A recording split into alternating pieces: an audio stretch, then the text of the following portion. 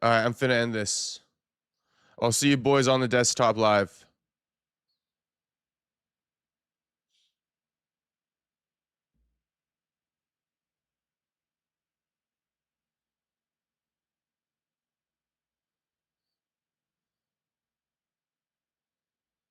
All right, I'm finna end this. I'll see you boys on the desktop live. I got 2 new subscribers. All right, here we are.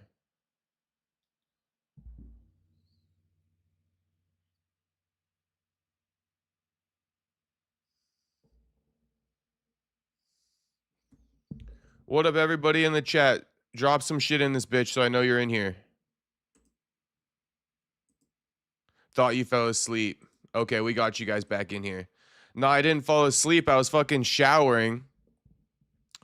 And as soon as I got out the shower after setting up the live, internet was down, so I had to fix that.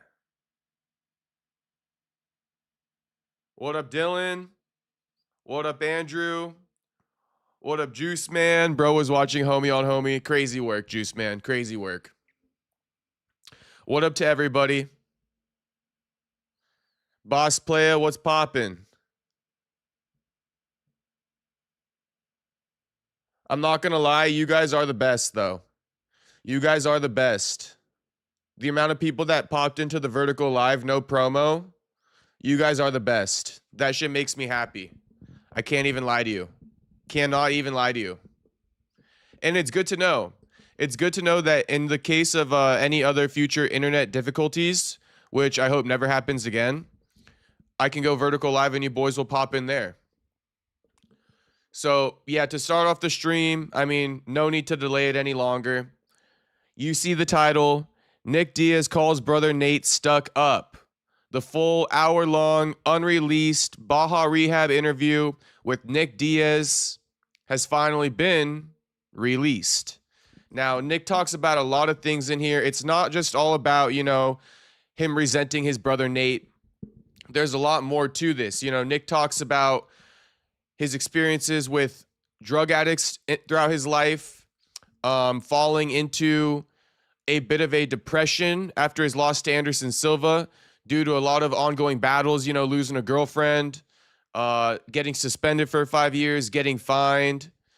So there are several things Nick addresses. Nick addresses, from his perspective, what ended him up in Baja Rehab in the first place. What else does he talk about? Oh, what his plans are once he gets out of rehab, right? All these types of things. How he's been able to stay off drugs in the past, being sober for 3 years. I think it was around that time that he fought Anderson Silva. He was sober for 3 years. So there's a lot that Nick talks about in this interview.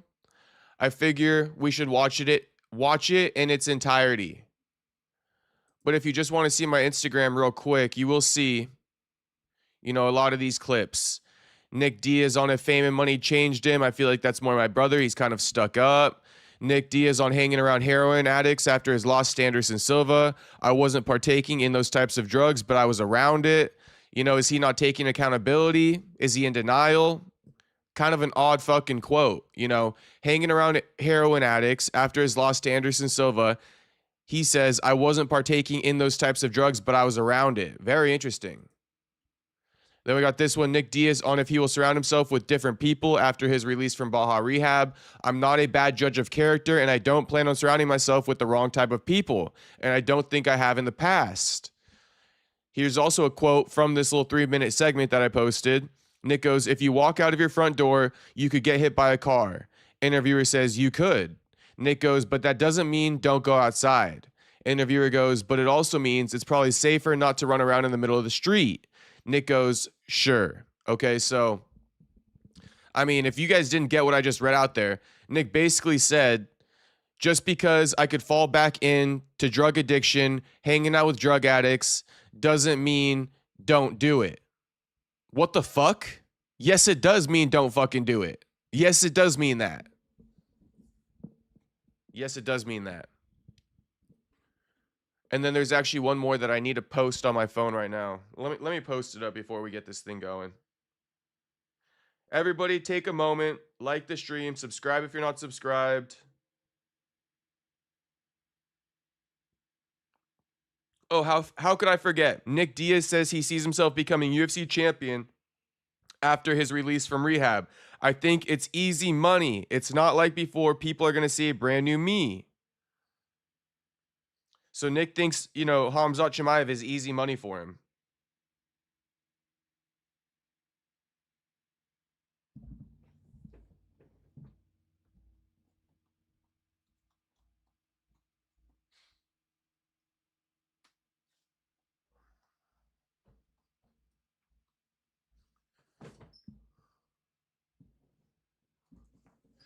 So America First saying Nick is not taking accountability. Crazy. Space Kid says, yes, for real. The amount of people that care is low-key crazy. W. Perry. Shit, my man Space Kid. Shout out to Space Kid.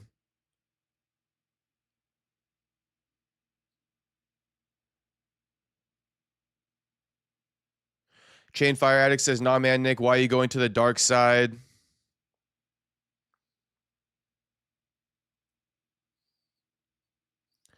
Tyler Betts, ain't no party like a Perry party. There ain't no party like a Perry party. I like it.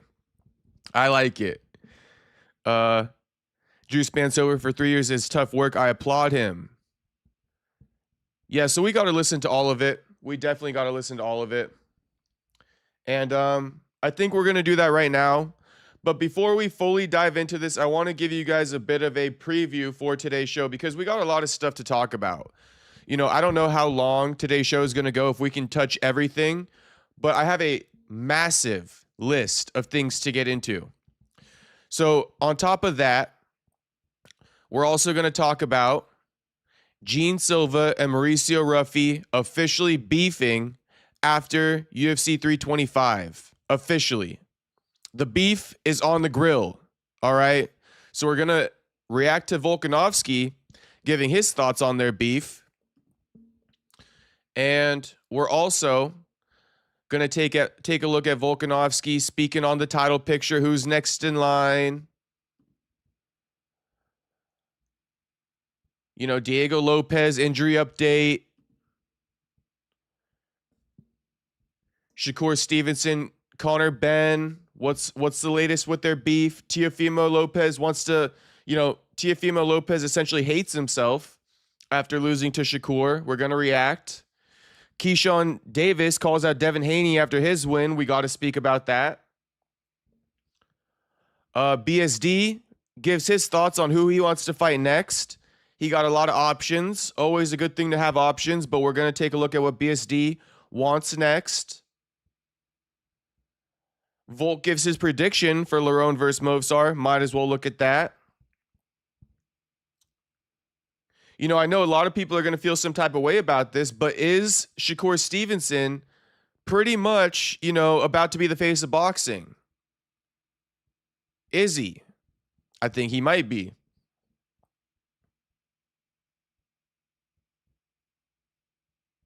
Oh, also Teo moving up to welterweight after his fight, or after his loss to Shakur.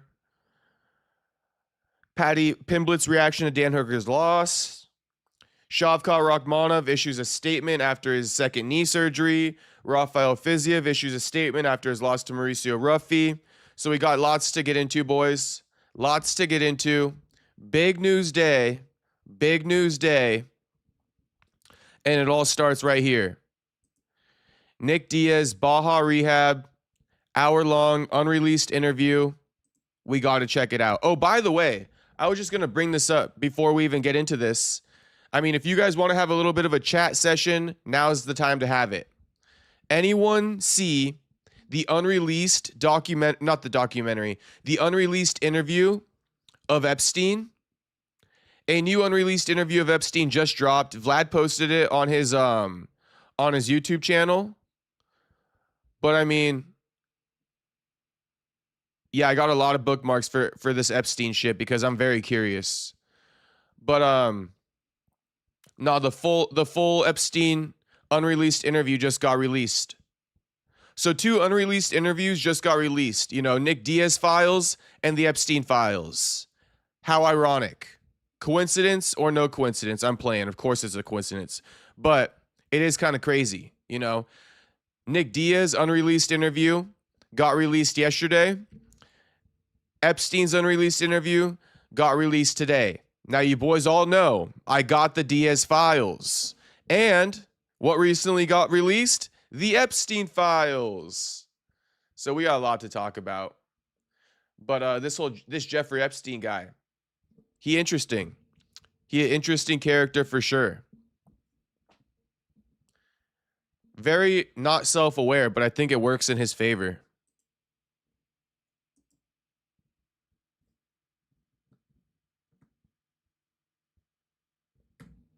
No one got nothing to say about the Epstein files, do they?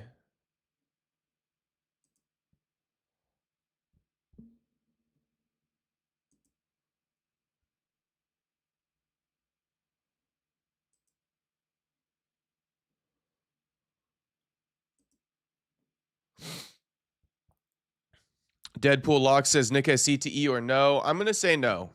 I'm going to say no.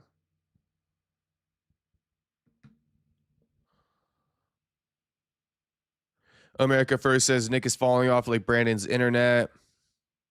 America First says God of War versus Armon. Silva versus Volk. Volk would school Silva. Silva gets too emotional and Volk will capitalize on that easily. Look into the Wyatt files, says Tony. Andrew saying, let's go, Brandon. Okay, without further ado, let's get into the Nick Diaz unreleased video. We've teased it long enough. Everybody like the stream. Subscribe if you're not subscribed. We locked in for about an hour on this. I will be making pauses when necessary.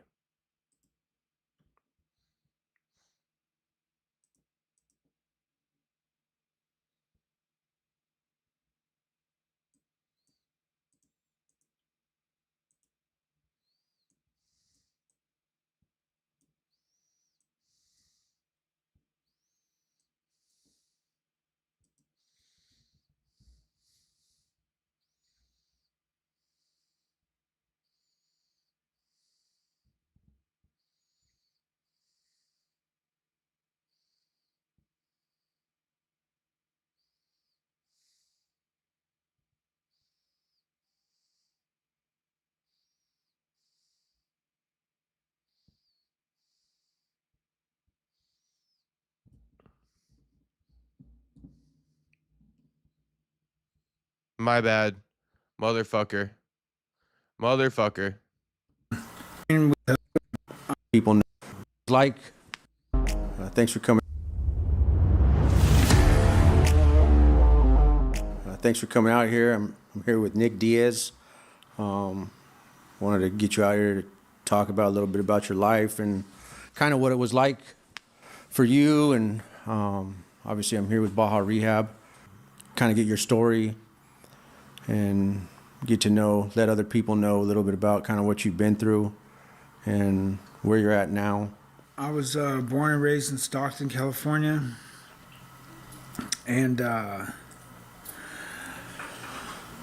mean, I guess let's just get right to it, right? Like I was in and out of hotels and stuff like that. Hotels, and Growing up? yeah. Like with your family or? Yeah, I just, you know what I mean? We get kicked out of one house and then in one hotel, one motel, next one. And it was like, it was Lodi or Stockton, and it's like, I don't know offhand how many grammar schools I went to. It was like, I went to Washington, and I was at Hammer. Yeah, I went to George Washington, like elementary, first grade, and then second grade I was at Live Oak, and then third grade I was at Davis School, and then from Davis School I went to Vinewood Elementary. So like five elementary schools until I think that's elementary, right? Elementary schools until sixth grade, and then I was at Murata Middle School, and once I got to Murata Middle School, I was kind of more settled down, living in Murata, California, which is a really nice place to live. I got really lucky, and it was like in like a nicer neighborhood. Why were you guys moving so much? My mom was a full-time waitress, and my dad wasn't really around.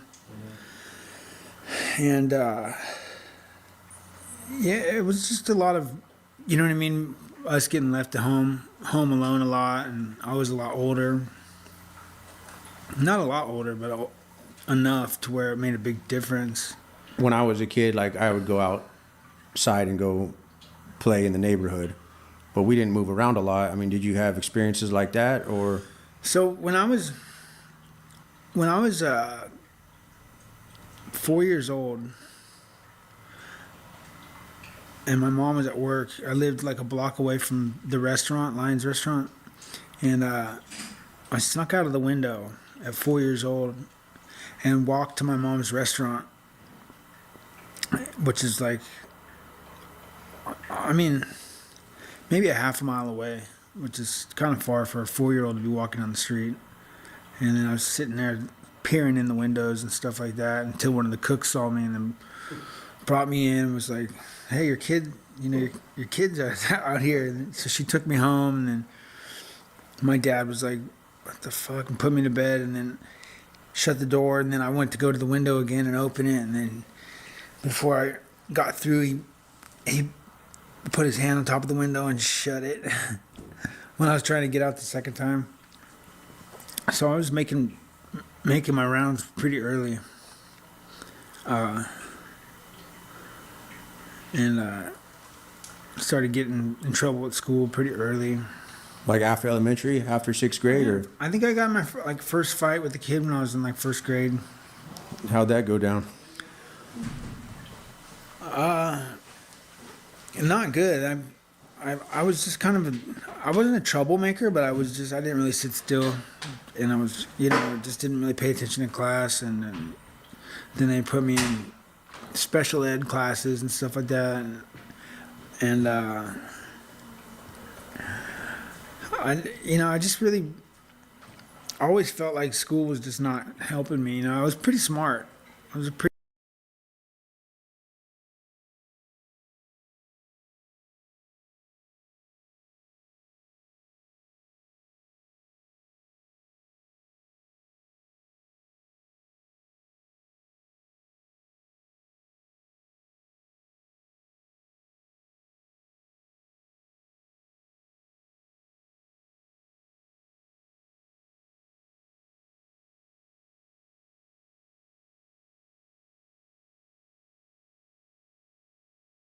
All right, this is just getting crazy. This is just getting crazy. I'm actually getting irritated. I'm chilling. I'm chilling. Don't worry about it. Now, what I was gonna say is homie was in special ed classes. That's kind of crazy, but I don't know if it's like legit special ed, because I think what he's talking about is more so like he didn't do his homework and he was failing all of his classes. So they put him in more of an expedited learning process. I don't think it's real special ed. If you guys, I think it's like ESL. Like he got put in like the same classes as like the people who speak English as their second language. I think that's what he got put into. Because I know some kids in high school, they also got put into like quote unquote special ed classes, but it's not really special ed. It's just because they were bad at school and like they didn't do their homework and they were failing classes. And then they get put in this like more expedited learning process. So just explaining, I don't know if Nick is like a full on special ed or not, but I don't think he is. pretty smart kid. Like whenever it was time to do like a big assignment, I would do it, and then they'd be like, "Wow, how did you do this?" Like. But I wouldn't I wouldn't turn in any of my homework or do anything else that I was supposed to do. And see, I didn't do my homework or do anything else that I was supposed to do, which is why he got put into that class. Not because he's a retard. So I don't know. That would be my take on it. ES3505 saying Nick might be super low IQ. Dylan said, I got put in classes with 2 teachers and they counted as special ed. Andrew laughing.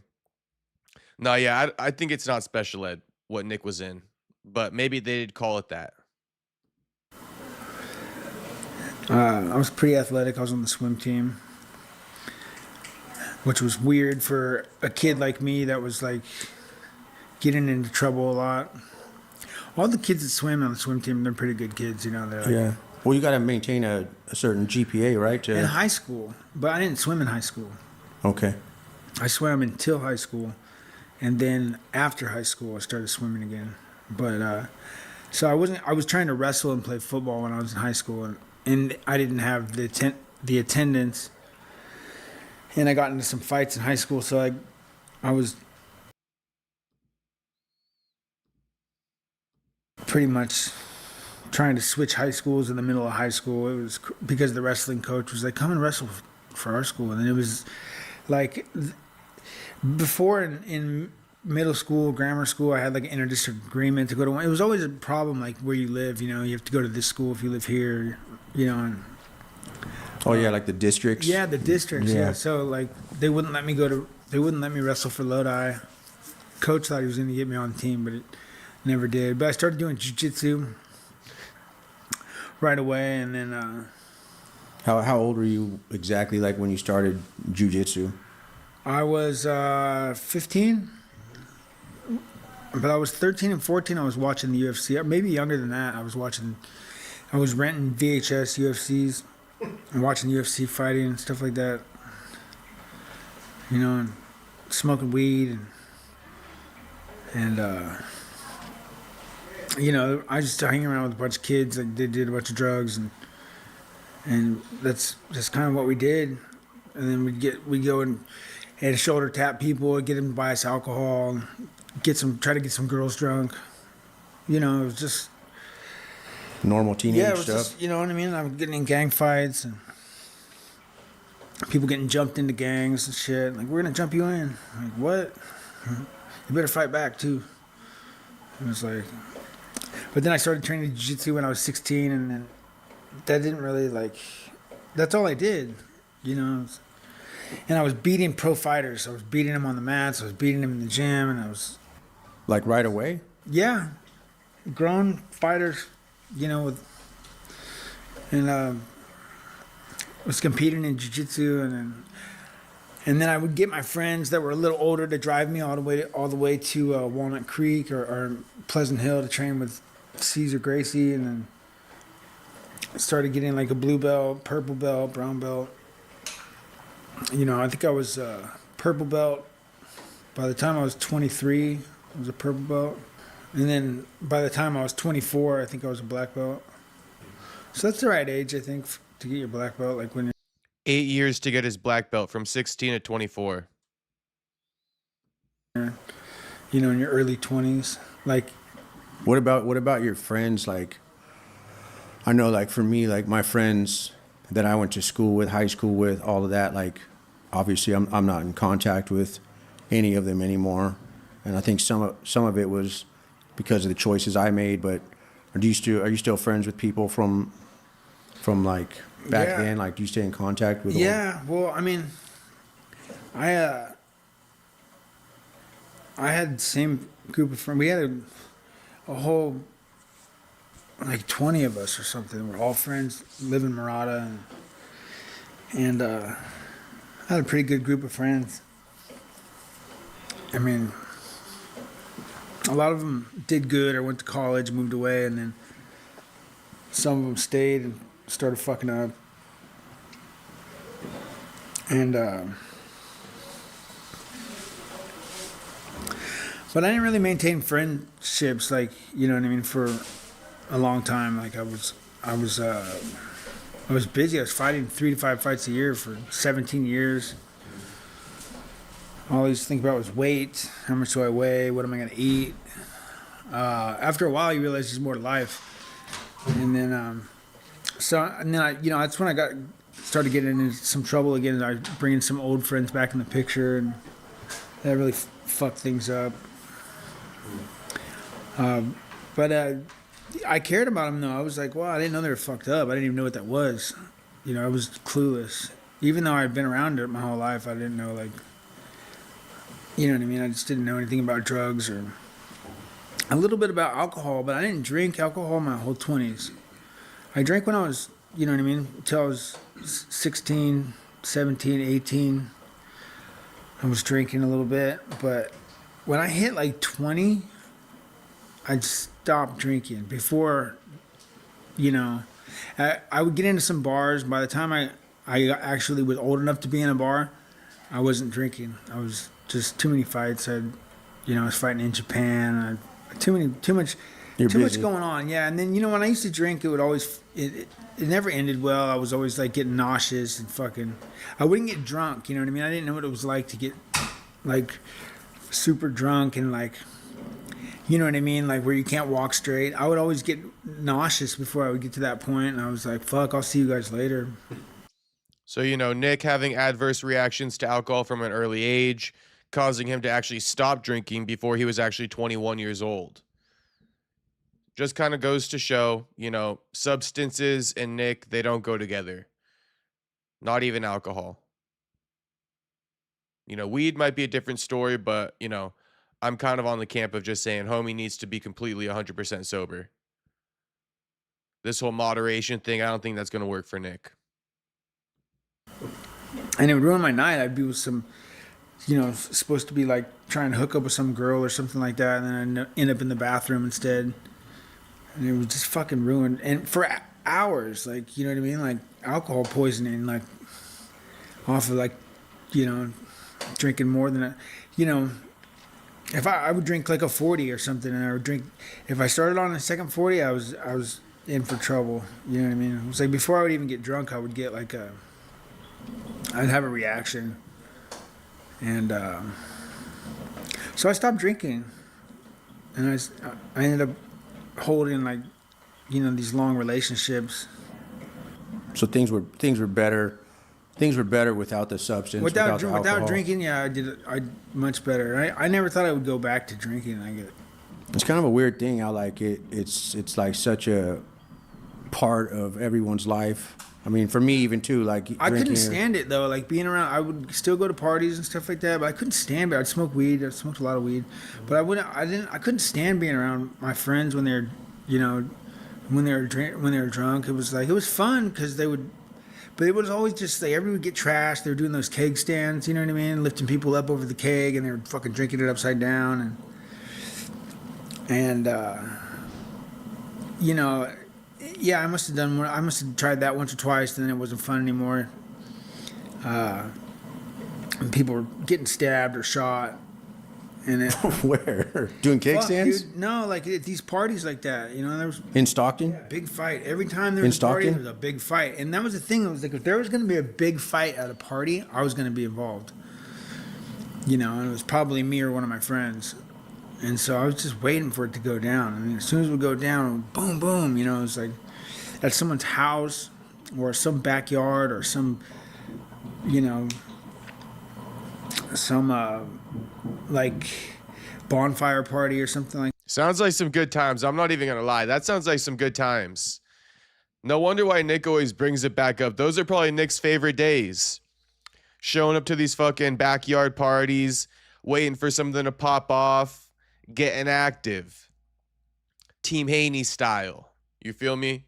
But honestly, that sounds like a lot of fun. I wish I was there too. I wish I was there, Nick. That shit was all just crazy. And then until my friend got shot. And once my friend got shot, I was like... That doesn't sound fun. Minus the friend getting shot part. It's not like I just stopped going to parties, but we stopped going to parties. It wasn't even like... I was too busy to be at those parties anyways, but...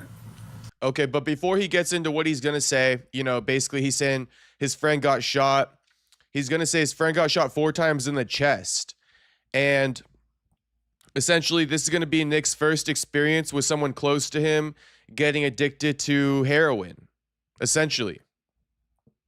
Then Nick is going to go into, the Anderson Silva loss and how he basically was battling things like the suspension, like a breakup, like the loss, and he stopped caring.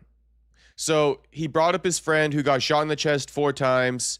He saw that he got hooked on heroin. Nick's going to go on to say, you know, I saw that for the first time, and that was my first epiphany or my first realization that this can happen to people. I didn't know that this could happen to people, you know, off of a surgery, getting hooked on opioids.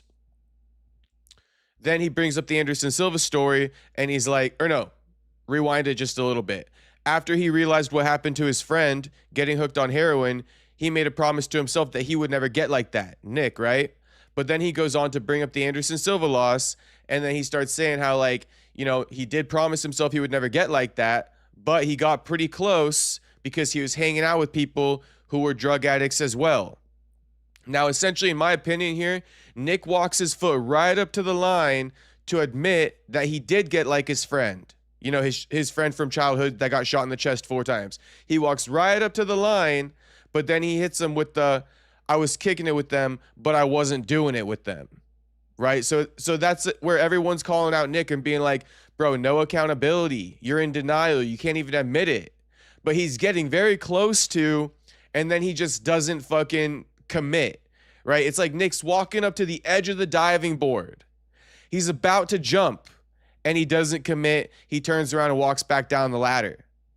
So I'm explaining it to you because he's kind of tying in 2 stages of his life very quickly here, and it might go over some of your guys' heads, but he's tying in the childhood story with his friend getting shot in the chest 4 times, getting hooked on heroin, making a promise to himself that he won't get hooked on heroin, then, you know, going down that slippery slope after he lost to Anderson Silva, broke up with his girlfriend, got suspended for 5 years, started hanging out with heroin addicts, essentially. So understand what he's about to talk about. Let's listen. But I was, and then one of my best friends got shot, and yeah, that guy, can't help but talk about him. You know, he got shot, and then he was in the hospital. He got shot 4 times in the chest with a 44. I don't know how you lived through that. The doctor was like, "Yeah, I would have died. I don't know how you survived." And then, yeah, and then so they started putting him on all these drugs and stuff like that. Is he still alive? Sooner or later, yeah, he's still alive. And then he ended up on, you know, doing like some heroin and shit like that. And then he was fucked up. And so I went back and hung out with this guy. I was like, damn, I didn't know what it was like. I thought you were gonna be normal like before. I didn't even know that what being fucked up was all about. I didn't understand it, you know. And I told myself I was never gonna get like that, and I never got like that. And luckily, I didn't have anything to do with those type of drugs.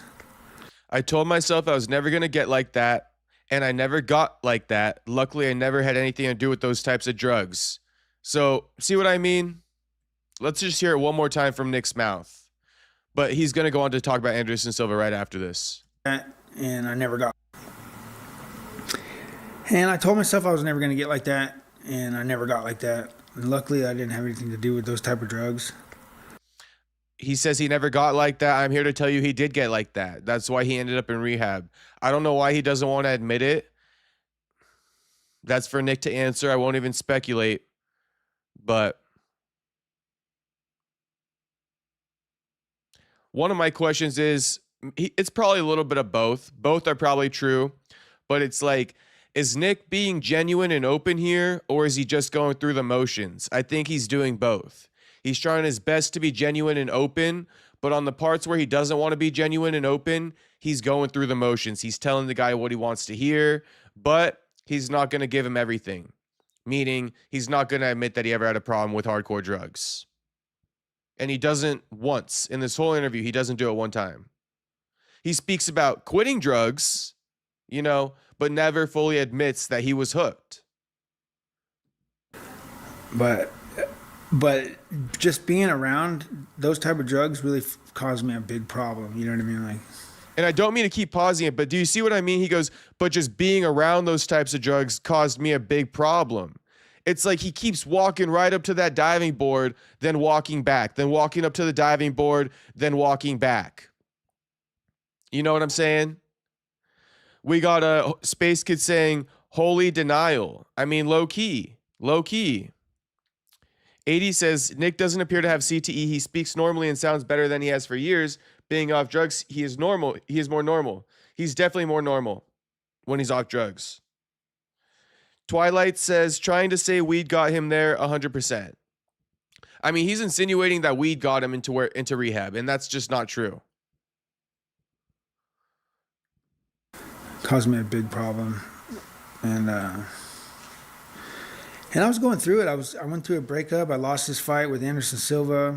Tested positive for weed. They suspended me for 5 years. I was going through a breakup, and I didn't really give a fuck about being around those type of drugs. You know, I wasn't partaking in those type of drugs, but I was around it. And well, you didn't get in trouble for any other drug. I mean, you got in trouble for the weed. And again, man, I didn't give a fuck about being around any of those drugs. I didn't do it, but I was around it. And we talked a little bit about that before, but almost like you were. I did though. I did get in trouble for those type of drugs because I mean, like. He says he got in trouble for those types of drugs, but he was never on them.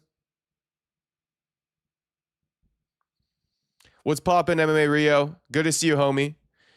Morning time, 8:58 a.m. in I think I know where you're from. You're from I forget. Like the Czech or something like that, MMA Rio. Croatia, that's right. Croatia, my bad. Let's continue. You know what I mean? It was like the people that were all of a sudden around were fucking, they were, you know, either selling drugs or bringing drugs around, and then fucking next thing you know, people were cruising by my house with fucking guns and shit. You know what I mean? People were pulling guns out again, and I'm like, this is fucked up. I gotta leave town. I'm like, this is like when I was a kid and my friend got shot. I'm like, I gotta get the fuck out of here. And so I got the fuck out of there.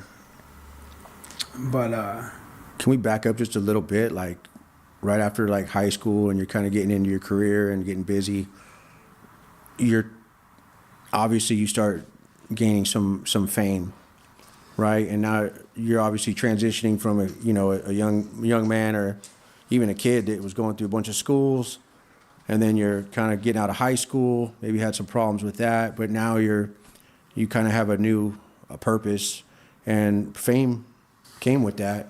yeah, What was that like? So like, well, it came with that, but it was kind of something that like when I went home and I wanted to like show my friends, hey, like, you know what I mean, like there's more to life. Check it out. I got fucking fan base. There's people everywhere. I met so many nice people, good people, and proper type of people. And then when I went home, it just, you know, it was just right back to being around trash, you know, all over again. And yeah, so I would leave town and come back. It was just a vicious cycle, leaving town and coming back. But how did you deal with? There's no being famous like in a small town. It's like everybody knows you, and everybody recognizes you, but you don't want to sit around that. You know what I mean? Because it's like, oh yeah, it was fun seeing the first day, but now you're here again, and I'm like, yeah, I live here. Give me a fucking break. You know what I mean? Like, I gotta live here too. So it was like, you start staying in the house, and you're like, fuck, I gotta leave town. And so it was hard to live at home and be at home. That kind of thing was hard. What did you? I don't know, much to say about that whole not wanting to stay in his hometown thing, but it's kind of telling. He doesn't like the attention he gets and got all paranoid to the point where he's staying in his house too much. I don't know. Nick, I guess that speaks to Nick's unsocial behaviors in a way. But I figure that follows him everywhere he goes. Miad Boy says, are you watching the whole video? I am watching the whole video. What would we watch half of it? Let's continue. Due to like if you'd come back home and then you'd get stressed or you get frustrated with your situation, how did you deal with that? Was it I'd just call go back my agent and I'd be like, hey, get me out of here, and then fucking send me a car or book me a flight, and I'd leave. And I'd leave, and then my house would get robbed or something like that, and it was just by Martin Sano, allegedly. It was crazy. And my brother started these big fights with Conor McGregor, and it was just the UFC and MMA blew up like to where it was like hard to walk around. You know what I mean? Like there's fucking fan base everywhere. So once I'd find like somewhere to stay, I would stay. You know what I mean? Like, Honestly, I just got to say, it seems like Nick had the issue with it. It's getting to a point where I just got to say it. Nick had an issue with the fan base and stuff, but it's what comes with the territory. I think Nick got to fix his perspective on things. He's looking at the negative when that's a huge positive. You guys worked so hard for all the fans to love you guys and admire you guys. You guys were shadow banned for the UFC by how long? Held down by the man for how long? Right? You finally beat the system, so to speak. You finally beat the system. All the fans love you. You beat the game. You guys don't even need to be champions to be recognized as the GOATs. And, Nick finds the small problem in it. And he runs from it. I'm going to just point it out that, I think there's an issue with all that. Like, for example, he brings up how, Nate started the Conor fight and things started getting crazy. Why didn't you want to be in the mix? Why didn't you want to be a part of all those camps with your brother and, be 100% in the mix with the whole team? Moving around like soldiers. Could it be because, big bro doesn't really want to be around little bro who's kind of, while he's surpassing him? Maybe. like somewhere that I wanted to be. And I would, it wasn't like when I was younger. I'd just go do whatever I wanted, go out whenever I wanted. And, yeah, that's kind of tough, Do you think the money and the celebrity changed kind of who you were as a person ever? Or have you always kind of tried to keep the same moral compass and stay the same? Yeah, I think I've been the same since day one. I'm always going to be the same. I like talking to people. I like taking pictures with fans. I don't like to be that guy that everybody's like, oh, that fucking guy's a dick, like. I met him and he's a dick, like. I feel like that's more my brother. He's kind of stuck up. But, There it is. The viral clip. Nick Diaz saying, he's a people person. He not like his brother Nate, who's stuck up. In response to the question, did money and fame change you? Nick says, no, money and fame didn't change me, but it changed my brother. Crazy work, man. Crazy work. He skipped town because his brother was getting too popular with Conor McGregor, if I can just say that, right? He skipped town because his brother was getting too much notoriety from Conor McGregor fights, right? And, when asked if money and fame changed him, no, but it changed my brother Nate. He's the one who's stuck up. I mean, just to keep it a buck with you guys, I always thought that the person who is more like edgy and you got to tread more carefully with is Mr. Nick Diaz right here. I just have to say it. We all know the viral clip of Ariel Helwani asking him, are you excited for this fight? And he was just going off like, no, I'm not fucking excited. How dare you ask me a question like that? Like, I'm not fucking excited. I'm anxious. And it was a raw answer and it was real. It was Nick being Nick. But, Nick not showing up to press conferences. Nick's got a whole track history of kind of being like, against the system, so to speak. So I always thought Nate was the more friendly one. I wouldn't use the word stuck up for either of them, but I just thought that Nick was more not friendly, if I could say that. I always thought Nick was less social, less friendly. I always thought Nate was more social, more friendly, more of a jokester, right? Nick, he kind of like, he also jokes around, but I always saw Nate as the more happy-go-lucky brother. Call me crazy. But why does he say this about him? And just to go back a few seconds again, Nate is stuck up, right? Nick isn't. Money and fame changed Nate. Money and fame didn't change Nick. Nick left Stockton because Nate was getting too famous with the Conor McGregor fights. The thumbnail And the caption of this live stream, he resents Nate's success. Question mark. All right. All right.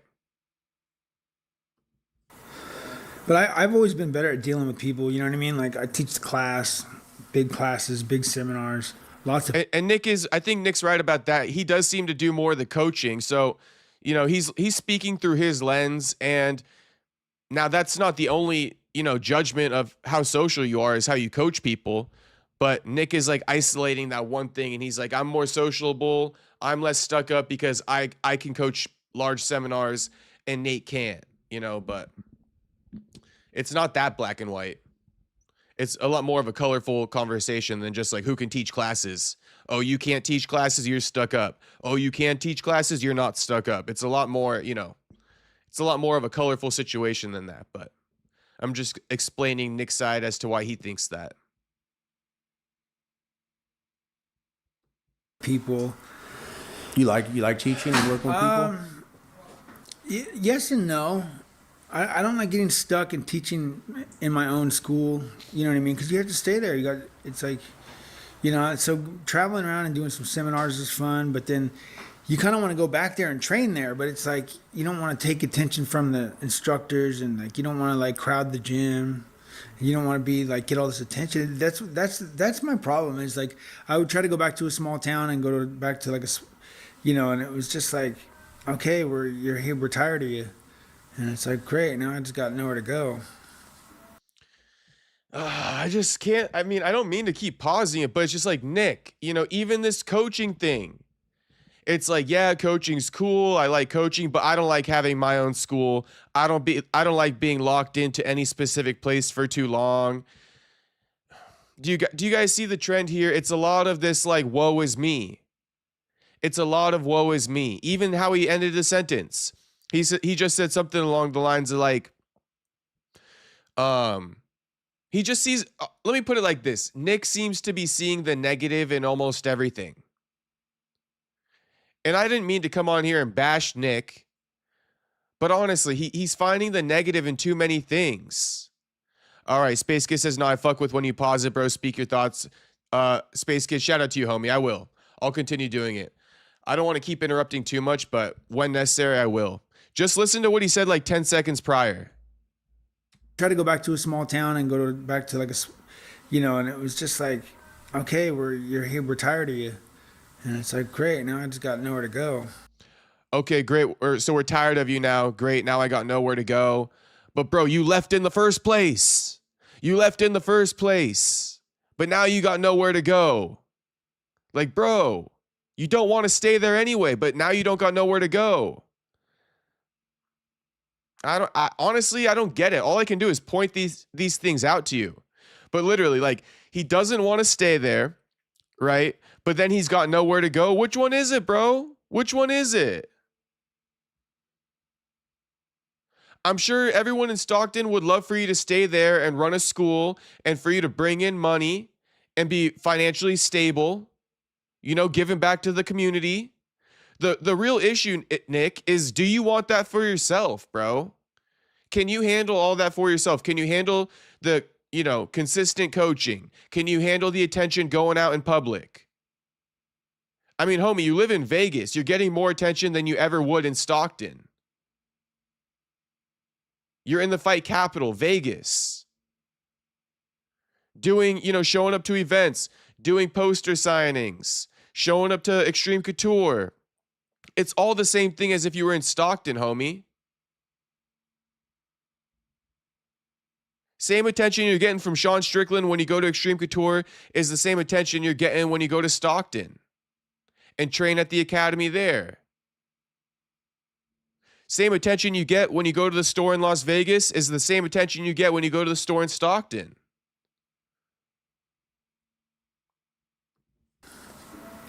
So that's kind of hard, you know. It's like almost like you got to have your own gym, you know, or you got to make a plan with people or something. It's not like it used to be, you know.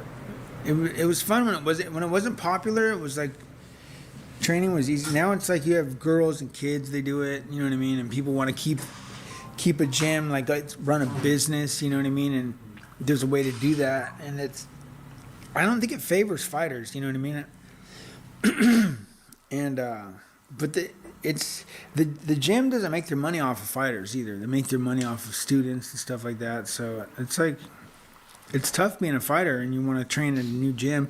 And then it's weird too. I always had a problem with it because it was like, okay, well, you train at our gym, so stay here and train at our gym. You know what I mean? Like, you don't, we fly one flag, it's like you're trapped. Everybody gets into fights over it. Like, you train at this gym and then you come over here and you train at this gym. It's like, pick one. And it's just small town shit, It's kind of makes it hard. Training somewhere or going somewhere, being famous fucking sucks. I mean, we were talking about that earlier. Like,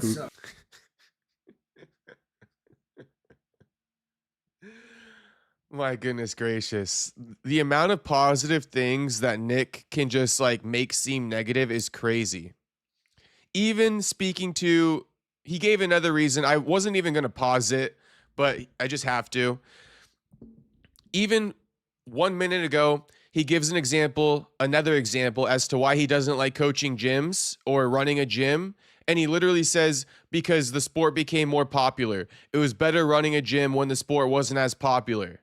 Okay, so the sport becoming popular, negative thing for Nick, right? Ruins his coaching because the sport's popular now. Now he got soccer moms wanting to drop endless fucking dollars on their kids, right? But there's a problem with that for Nick. He doesn't like that. The sport's too popular. Now we got soccer moms throwing good money after bad on their kids who will never be fucking pro fighters. You know what that's called, Nick? That's called a fucking lick, homie. That's called a fucking lick. That's what almost every jiu-jitsu instructor aspires to have. Soccer moms paying good money after bad for their kids who will never be fucking fighters. Like, that's the easiest money you could ever make, Nick, but there's a problem with that for you. So the sport becoming more popular results in soccer moms putting their kids into his gym. He doesn't like it, and I just paused it right after Nick said, being famous sucks. And I get it. There's cons to being famous, but there's also pros, and he, I'm pretty sure he soaks up a lot of those pros of being famous. As you guys have seen, as he's doing this little world tour around Las Vegas, following his release from rehab. But being famous sucks. The sport getting more popular sucks. Nate getting the Conor fight sucks. Fans recognizing him in Stockton sucks.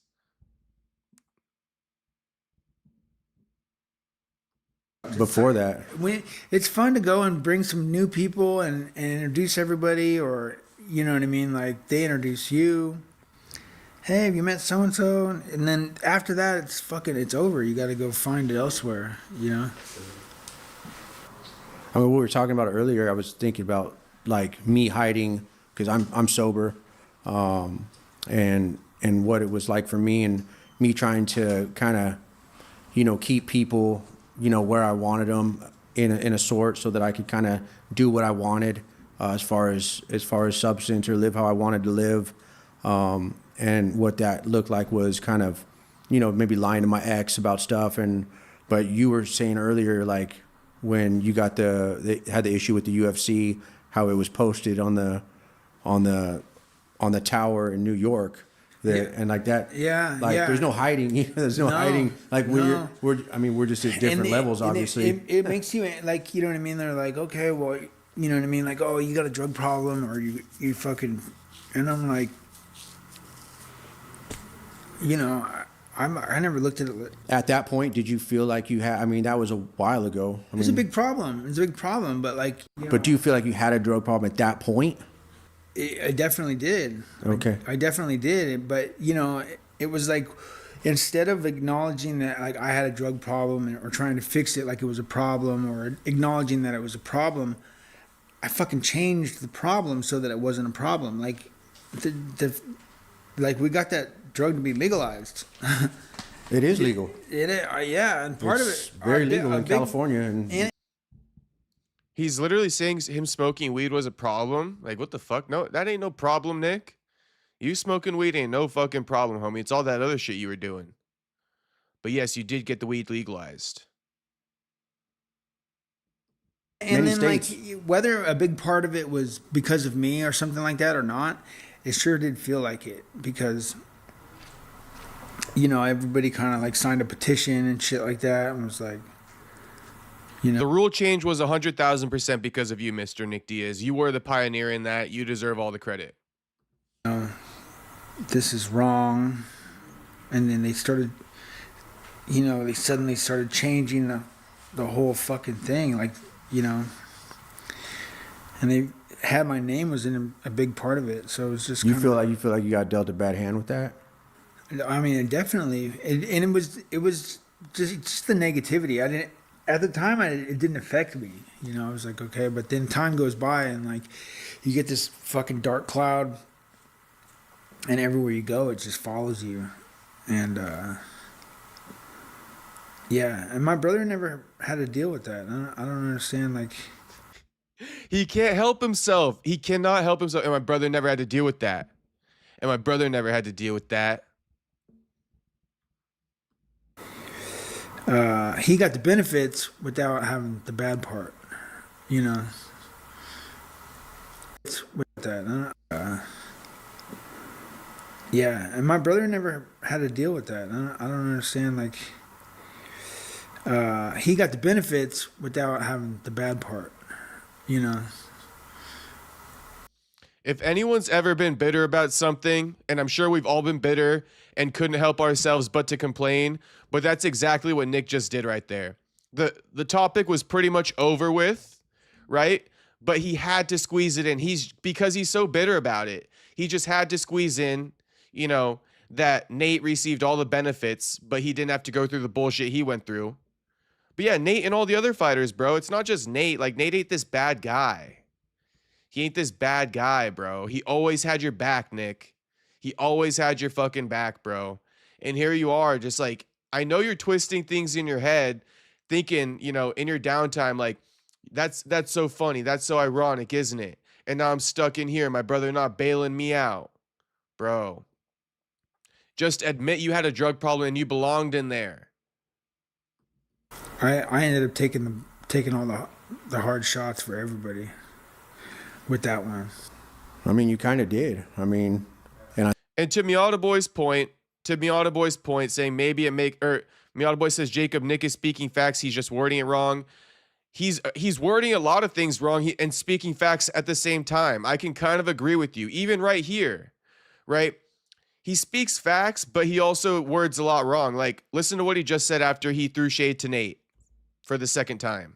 With that one, I ended up taking all the, you know.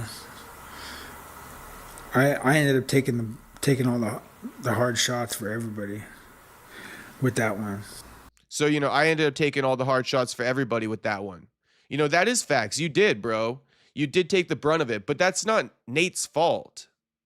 You know, and you shouldn't be bitter towards Nate because of what you had to go through and that Nate didn't have to go through it. Like, I get it, but come on, bro. And just to speak on it now, just to speak on the whole brother thing now, I might as well just get it off my chest. Okay. Anyone who got brothers in the chat, it's got to be the brother versus brother dynamic, okay? Got to be brother versus brother.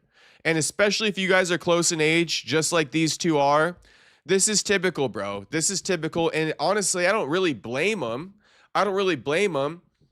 You know, I can understand what's going on here. You know, Nick is the big brother. Nick has always been the best fighter, right? Nick is the one who showed Nate a better life, a better way, and got him into fighting. If you guys don't know the story, Nate got in a street fight in high school. I believe it was in high school. And, you know, I think he might have won it, but he didn't look impressive, right? It was a shit fight. Nick said, "You better come to the gym with me tomorrow. You better come to the gym with me tomorrow if you looked like that in your street fight in high school." And that's all she wrote, right? Nate followed Nick to the gym after that viral street fight in high school. And, you know, it's been like that ever since. Off to the races. Both brothers made it to the UFC. But Nick was the one who showed Nate a better way. Nate was the one who was fucking off his life. Nick was the one who found the financial opportunity for them. Right? You're following. Okay. But then Nate surpassed him. And Nick's life, not only, it didn't remain the same. Nick's life really fucking plummeted. It really dropped. Meanwhile, Nate's life is going like this. So now you got like this situation where Nick always viewed himself as the man, as the pillar, and rightfully so, because he was and he has been. But Nick started to fall off after the suspension, after the breakup with his girlfriend, after the loss to Anderson Silva. He started to fall off, right? He no longer was this, so to speak, this respectful character because of everything he was going through. But Nate was. Nate had all the money. Nate was actively fighting. Nate was becoming the biggest star in the game, fighting Conor McGregor. And do you see how this could cause resentment? Not even to say Nick's wrong, right? I can understand where Nick's coming from with that. It's probably really tough to fucking navigate, to be honest with you. You know, being the leader, being in that leadership role. They call Nick the general. It was Nick Diaz Academy before it was Nate Diaz Academy. The only reason why it became Nate Diaz Academy is because Nick essentially fucked it off or let it get fucked off. So all these things, you know, what Nick sees in Nate is what he could have been, what he used to be. And I think that drives him crazy. And I'm saying I understand it. That's probably very difficult to navigate. You know, he sees Nate, all the money, biggest star in the game, got the gym, right? He's back home with his mom and dad in Stockton, right? He got the family, he got the wife, he got the kids. And then you got Nick over here. But Nick wasn't always the lesser brother. He's the big brother. He showed Nate this way, and Nate surpassed him. I completely understand where Nick's coming from with all this. Does it make it right? No, it doesn't. And he needs to learn how to navigate it better. You know, because Nate doesn't deserve blame. And actually, Nate would give you anything you want, bro, because Nate appreciates everything you've done for him and his life. You know, and giving him the opportunity to become who he became. So I know we're speaking about the whole brothers beefing thing. That had to be said. I had to get that off my chest because I got siblings too. And I got a brother close in age. And you know what I mean? If I was less mature, right? Or if he was less mature, we could be beefing. We could be beefing. But we don't be beefing. You feel me? We let that shit kind of like slide by. So also me and my brother, our fucking personal lives and our financials and all that stuff, they don't get broadcasted to the public, right? It doesn't get broadcasted all over, you know, media and these news outlets. So we can keep our problems more private. For Nick and Nate, you know, whatever's going on is right in their face all the time. Shout out to HT saying, hey, Jay. Kevin from Chicago saying, I need to call in. Homie, this ain't the Kevin from Chicago show. Kevin, you know I love you, but we ain't doing it tonight. We ain't doing it tonight. You can sit in and enjoy the stream. We're not doing a call tonight. We got too much stuff to talk about. We probably won't even get to all of it. Kevin, no. No, Kevin.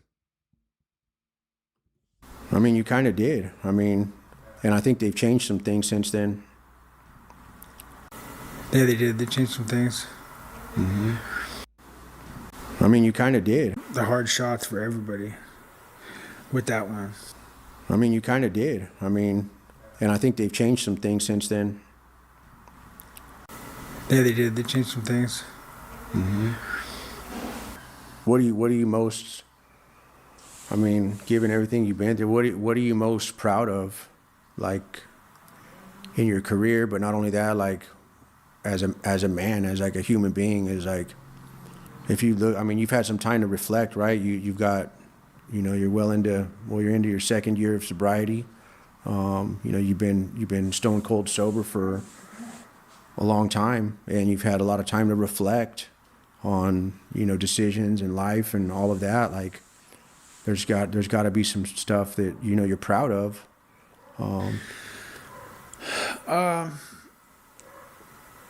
I mean, looking at like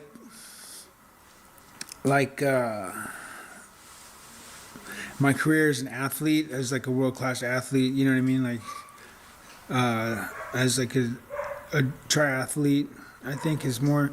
I think I take more pride in that because none of the other fighters in the sport or in the world, none of them have done like what I've done. They don't even know about it. You know, like I've done so many races. Like I've done more races than pro triathletes. So it's like I would just race and race. Like I spent my money from fighting on racing, and I would race. I raced half Ironman, Olympic distance, international distance, full Ironman. You know, and you know, I would do these big events. Like, What do you get out of running like that? Like, what does that do for you? just freedom, Like, you just feel good? free, you know, and it's like instead of being trapped in a gym all day long in a boxing ring and or just running constantly, you start to, you know, go to the pool and swim and get out on a bike for 30 miles and or ride with a group. I started mountain biking, so like mountain biking kind of took over, and I started doing mountain bike off-road triathlons, and it's like a rougher crowd, and I advanced like way further in that than I did doing regular triathlons because it's a smaller crowd and not everybody can mountain bike, and then not everybody that can swim can mountain bike or bike can swim, and the people that do that can't run. So if you can do all three, then it makes it a lot of fun, and I was able to do all three. Least of all running, but like the thing is because I would gain weight, so it's like, but I had to lose weight to fight, but I would gain weight from fighting because there's so many different categories of weight classes that you're putting up with it, like in the gym, and you just get stronger and bigger, and then you want to run to lose the weight. So running has always been like a tool to lose weight. Like two things get you in shape: running and sparring. So like, you know, you do those to get your weight down. Why do they do that? Why does everybody want to lose weight? Like, why does everybody go down instead of like? Because if You don't want to fight up, you want to fight down. Is that what it is? like if you fight me at 175 pounds, I'm fucking huge. I'm really big for that weight. You know, other fighters. Yeah, you can't fight like at the weight that you weigh. You have to get your weight down if you're gonna fight. Otherwise, you're just at a disadvantage. And so yeah, you run. If you don't run, I don't know how people do it without running. I know there's fighters that don't run. I don't know how they lose weight. Because I'll to get into race shape, I gotta run, and to get into fight shape, I gotta run, and to make weight, I gotta run. Like I don't know how anybody does it without running. But there's been a lot of pro fighters. They you know, they don't run, and yeah. So since I had to run so much, I just took up doing triathlon, and I just enjoyed doing, you know. Is that harder on your body, you think, than fighting, or is it all hard? Or? It's all the same, depending on the intensity that you put on or put in. You know, like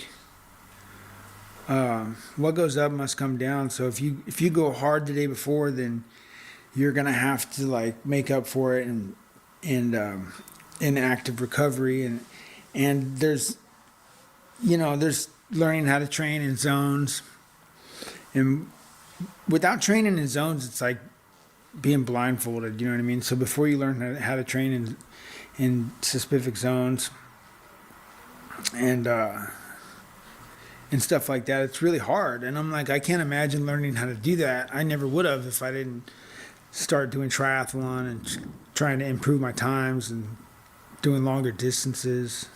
And so other fighters to this day, they're not doing that. I would recommend training in zones and learning how to do that. You know, maybe get a heart rate monitor and figure it out, like through a heart rate monitor before you kind of like figure it. Once you understand all that, you don't need all this equipment. I mean, obviously you've been trained. I mean, you've been trained. I mean, you've had a good career. You've been trained by you know, probably the best people that there are. And you know a ton. I mean, do you Well, think you'll be training people in the future? I wouldn't say that, but I fought the best people that there are. Mm-hmm. So, yeah, training people, it's not really like something that I want to do, train people, you know what I mean? Like, I used to think I'd always be a teacher or something like that, and it's not something that I want to do, but I do it, though. If I'm going to go train, then I'm going to probably be the one teaching, you know what I mean? Because it's like, you know, hey, well, what do you think? You know? Damn, Nick was geed up in Baja Rehab is crazy. Low-key dope. Nick in the gi at Baja Rehab. Nick coaching in Baja Rehab right here. Honestly, Nick gives this place a bad rap. But I mean, from some of these photos, like, look at them giving him all these opportunities to, like, you know, exercise his skill sets in rehab. If that makes sense to you guys. They're trying to like reassociate him with his hobbies and the better parts of his life, which is MMA and the UFC. So, you know, they're like, all right, come coach, come put on the gi. I mean, it seems like, you know, Baja Rehab, they did their best with him just based off these photos. I know they're just photos, but I figured I'd share that opinion. Probably be the one teaching, you know what I mean? Because it's like, you know, hey, well, what do you think? You know what I mean? Like, well, I say we do it like this. You know what I mean? And so, and then we're going to try it. So a big portion of me training is going to be teaching. And, or I don't teach, and then, you know what I mean? Everybody kind of figures it out the hard way, and they're like, wow, how'd you do that? And then I do teach. So one way or another, like, you're going to learn something from me one way or another. You're into your career. There's some substance abuse stuff going on. It's starting to have like there's some negative side effects from it. I mean, is there a point where you were like, I mean, I know for me, like, I had a point where it's like, man, I know this is bad for me. I know this isn't going good. I see the direction I'm going, but by that time, it seemed like it was almost too late. And I continued through that vicious cycle for a while. I mean, was there a time for you where you had I always always call it like a moment of clarity, like, oh, I have this moment of clarity. I've realized this, but Well, I can't say I ever had one of those because I always had a fight, you know, and then I always had to get to work, and that would pull me out. So yeah, I've never had a moment of clarity with alcohol or substance abuse, but I have had a fight, or I have had like a class to teach or something like that. Luckily, so I would dig myself up out of a hole. And what about a time like you couldn't show up, or like you weren't able to, or like did you? I mean, sure, but I can't blame that on like substance abuse or alcohol. I wasn't available, you know. But I've never missed anything like that I was supposed to be at. I've never, like, if I say I'm going to do something, I'm going to do it. Sure. You know, so I'm not that type of guy to miss out on something that I've had planned. Well, I know for me, like, at birthday parties, there was, you know, a job interview. There was stuff that was important for me to show up to. I've missed funerals, and I've missed I've missed tons of funerals, but like that was for my own. Like, I can't blame that on anything except for that. You know, I had my own stuff going on. You know, I mean, I guess I don't think substance abuse or alcohol helped. That's for sure. Well, it's not a health food, yeah. But you know, at the same time, like, I don't have any regrets. Like, I just don't, like, you know what I mean? Like, I wasn't emotionally available to show up to certain funerals. I've already been to enough. I mean, and like, both my grandparents are gone, and I didn't go to either one of their funerals. I wasn't happy about it, but I also didn't get invited. So it's not like I haven't had a lot of supporters and a lot of friends, like realistically. Sure, I've got a lot of fans and I've got a lot of supporters and stuff like that, but I don't see it, you know. I never recognized it because I don't see it. It's just kind of on the outside. And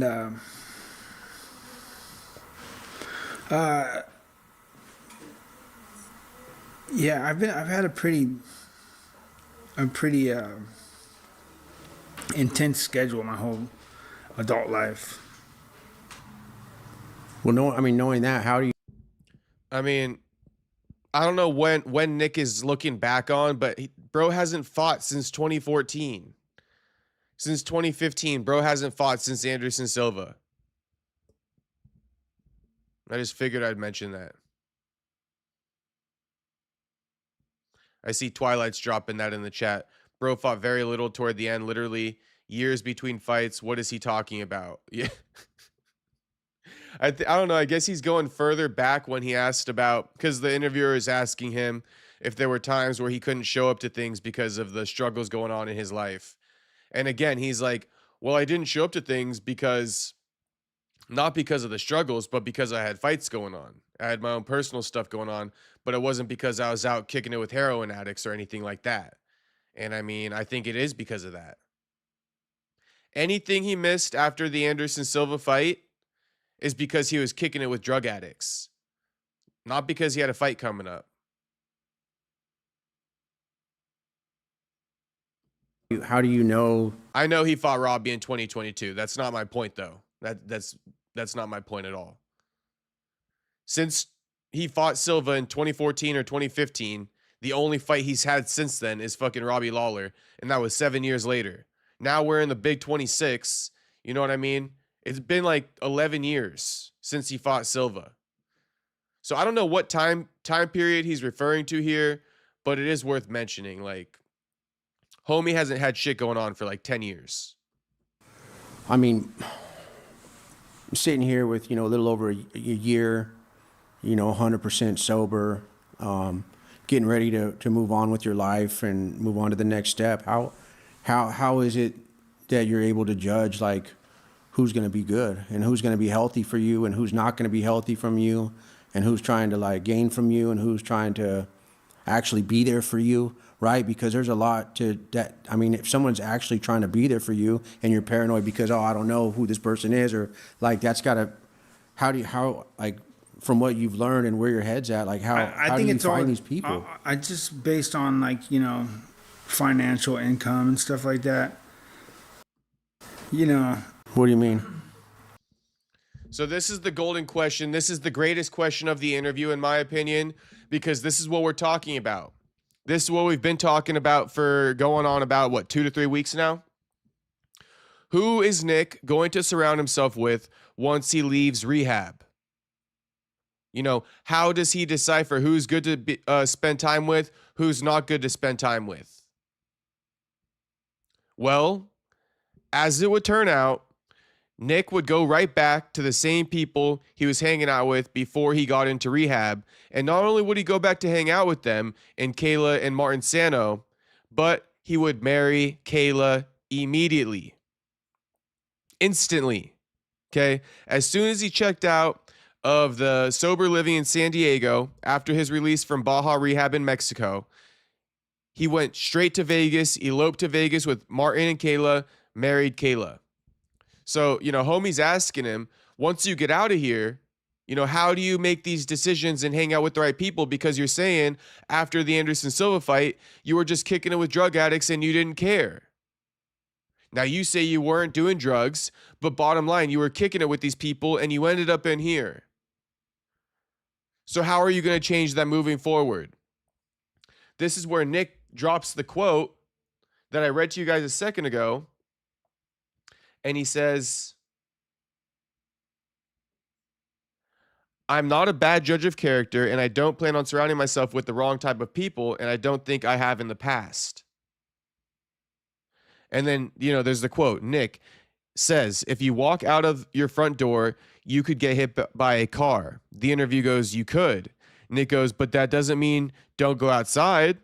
The interviewer goes, but it also means it's probably safer to not run around in the middle of the street. And Nick goes, sure. Okay, that's what they're about to talk about right now. They're about to say this. But once again, I figured I would isolate this because I really want to hammer it in. You know, Nick is like a rat in a box, right? Scrambling around trying to get out of this box right now. You can't get out, homie. You can't get out. You got to accept it and acknowledge what the guy is saying, but you don't want to do that because if you accept and acknowledge what he's saying, that means you're basically admitting you're not going to kick it with Martin and Kayla. So he knew the whole time in this interview, he knew the whole time when homie asked him this question, he knew what homie was really asking him, and he knew, I'm not going to say I'm not going to kick it with Kayla and Martin because that's exactly who I plan to kick it with because they've been for me. They've been here for me while I've been in rehab, and my brother Nate hasn't. My brother Nate's been keeping my ass in here by ignoring everything and acting like he don't see it, right? Come bail me out, Nate. So let's continue this. Well, I mean, if you're not making any money, then you're not surrounded by the right people. Oh yeah, it's also crazy work how he goes, you know, how are you going to decide who are the right people to hang out with? And he goes, oh, based off the financials, like how much money I'm bringing in when I'm with them. Oh my goodness gracious, bro. No character development whatsoever, just strictly financial relationships. See how well that works out for you. Basing your relationships off financials. And if you're not surrounded by the right people, you're not making any money. That being said, what if there's a bunch of people that are surrounded by money, but they're actively, you know, getting loaded and drinking and stuff? I mean, is that a direction you want to? I mean, for. And this is a typical example of, you know what I mean? When you hear a woman speaking about how, oh, you know, I want a guy with money. Then what do you respond to that woman? Usually you would say something along the lines of, well, do you only base who you date based off finances? Who takes you out to a nice dinner? Because what if the guy takes you to Nobu on the first date, right? You're going to be all in on him because he spent the bag on you. But what if he treats you like shit? And that's what homie's basically saying. He's like, okay, so what if you make a lot of money with the people you're kicking it with? You know? What if there's this other side to them that's evil too? Money, you know, money's the last thing that you should be judging relationships based off of. Women do it, and apparently Nick Diaz does it. For me, I'm in a position where, like, I figured out for myself that I can't safely moderate anymore.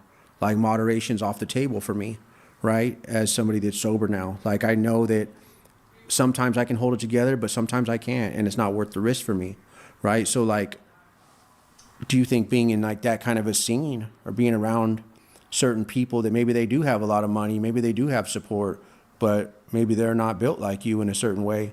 How do you feel about that? Well, I mean, I'm not one to judge people. I mean, and you know, I'm not one to judge. You have the top fighters in the world are full-blown alcoholics and drug addicts, and the top athletes in the world too. And we're just talking about it. Like there's all these famous people, and you'd never know it. So it's like you just, you know what I mean? Like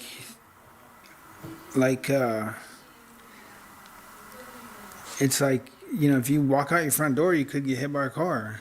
I mean, it's tough, but You could. yeah. But that doesn't mean don't go outside. But it also means it's probably safer not to run around the middle of the street. Sure. Right? So how are you gonna differentiate those people, right? And trust the process and find your own way. He didn't, and he's not, unfortunately. He didn't, and he's not. Well, I mean, surely there's some people that you trust, right? There's some people that have shown up consistently and been good in your life. no, No. I don't really have a lot of supporters, or people that I trust. Well, you got a lot of fans. I mean, one fan called me and told me Yeah. let you go, We should.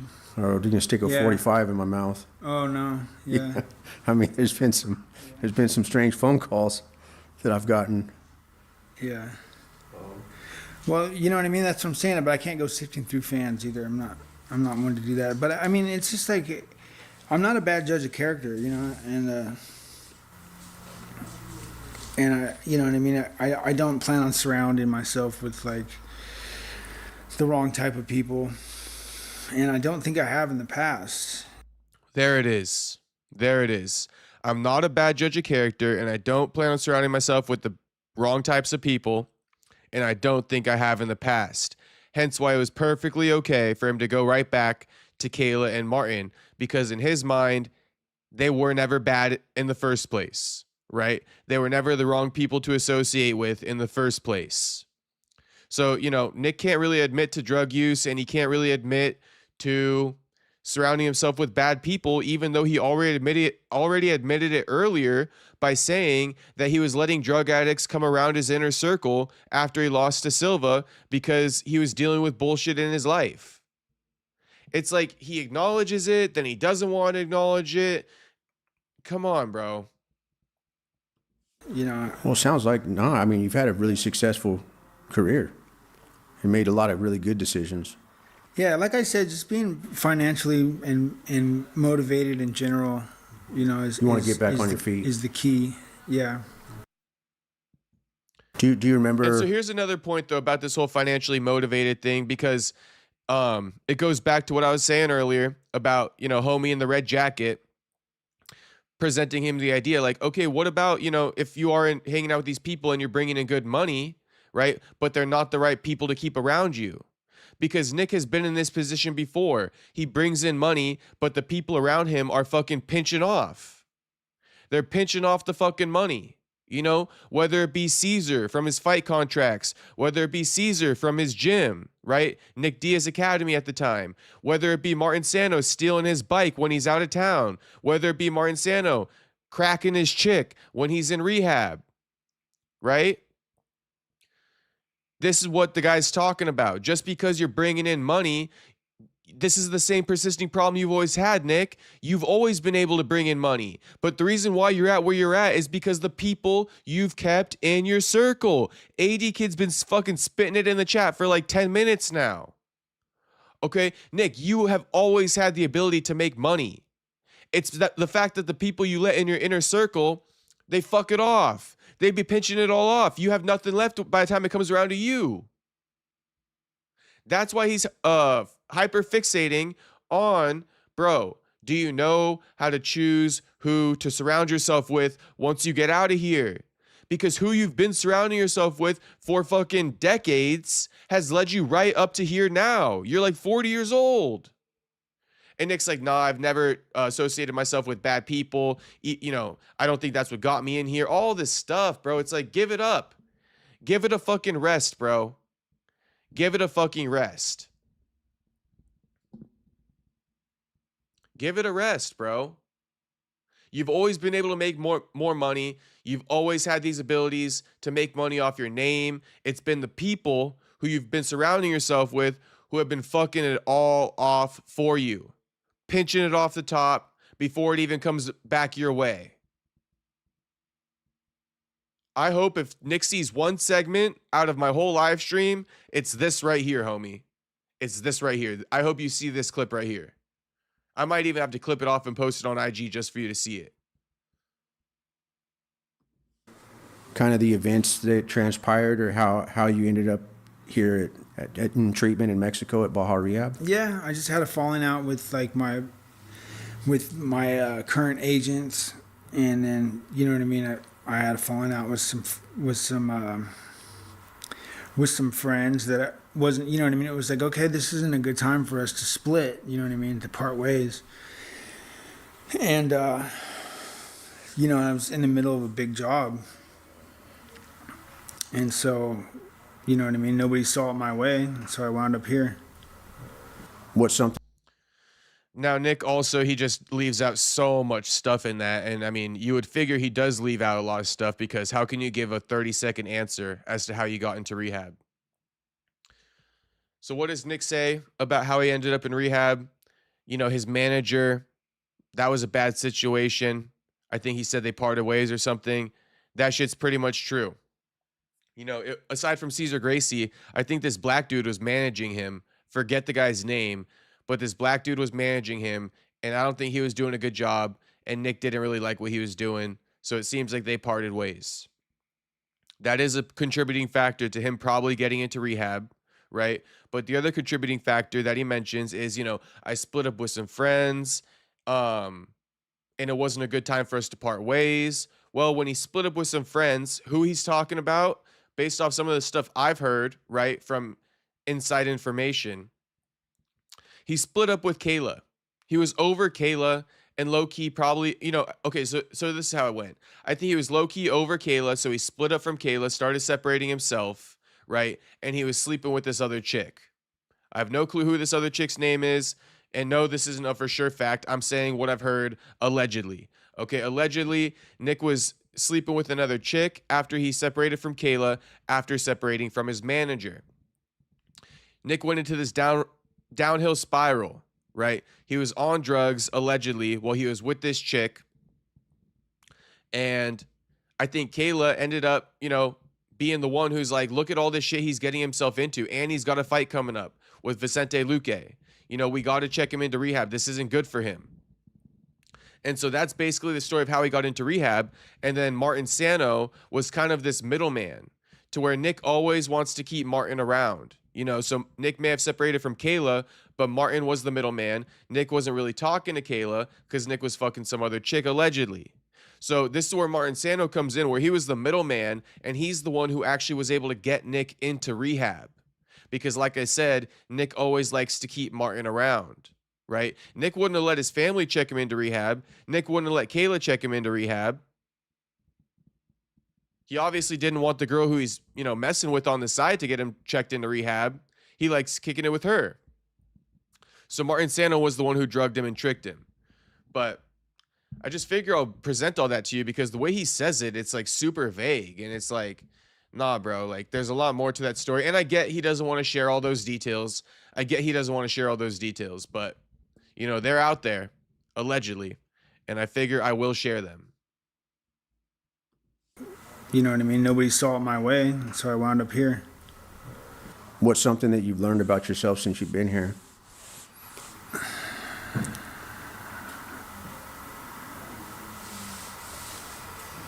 About myself?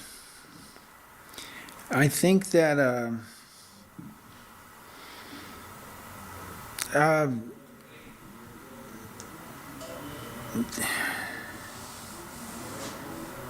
that I like being busy with what I do and not being you know, restricted Sure. from doing what it is I do. Do you like being sober, Nick? I don't like, you know, consistently being under the influence of anything, and Look who we got in the chat. Mr. Bitch Ass Fight Society. We got to pause it for the one time for Mr. Fight Society. What you're saying don't even make no sense, homie. I've got this covered, little bro. You can go back to covering Diddy's beehole or whatever. I mean, I got this covered, little bro. So you can go back to covering whatever bullshit you were covering before this. But I got this covered, homie. I'm the one who got this covered. As you can tell, no one's reposting your shit. They're reposting my shit, aren't they? That's because I got this covered. Mr. Fight Society. Oh my goodness gracious. All right, I'm sure he hopped right out of here, so we'll continue this. But we'll see if he got anything else to say. Homie a clown. I've really never known sobriety my whole life. Like as far as like smoking weed and drinking and being, you know, there was one for 3 years. I was, before I came here, I was fully sober, and I didn't like it. No. No, I didn't like it at all.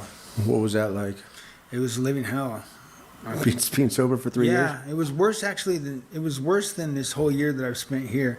Okay, let's rewind this whole 3 years being sober and he didn't fucking like it. But if Fight Society got more shit to say, drop it in the chat, homie. But you got nothing to say. Before I came here, I was fully sober, and I didn't like it. I was drinking and being, there was for 3 years, before I came here, I was fully sober, and I didn't like it. 3 years before he came here, he was fully sober. I mean, who the fuck knows if that's true or not? 80 says, Fight Society, LOL, calling Jacob little bro. Bro, say that to me when you see me. Say that to me when you see me. Say that to me when you see me. Oh, I can't wait. I can't wait. I can't even hold back my smile. I can't wait. Nothing I love more than a good back and forth, but like I've told you boys, homie is scary. Homie is scary. He already dipped. And let's read this again.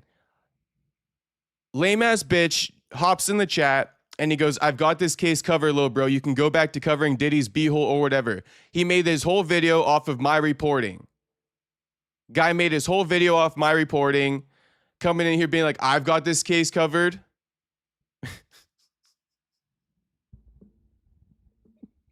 You don't got shit covered, homie.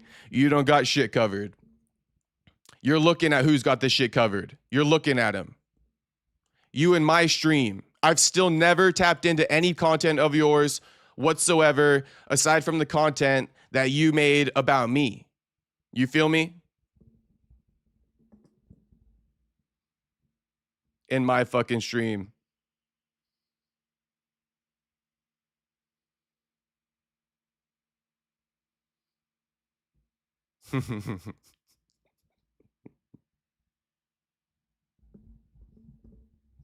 What you boys think? Should we continue with this Mr. Nate Diaz thing? We run this shit.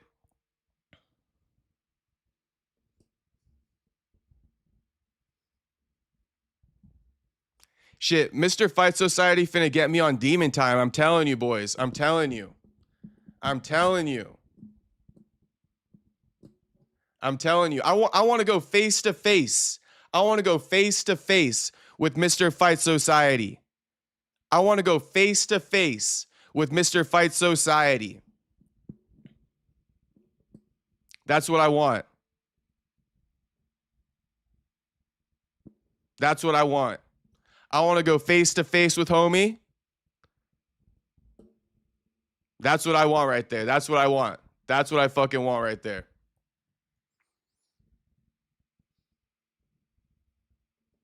I want to go face to face with homie, put us in a cage, see who comes out first. That's what I want. Face to face with homie, put us in a cage, lock that shit up, see who comes out first.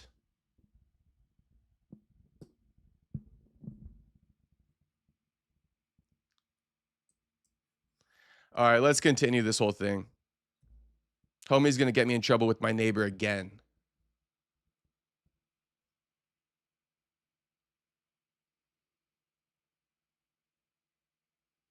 Twilight says, this interview is lame, not a lot to cover, so he got kidnapped and brought to rehab for weed and just being around people on hard drugs.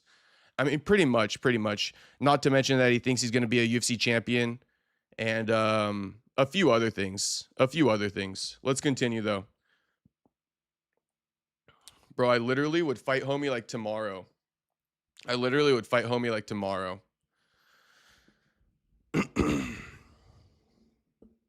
Shit, book it. Book that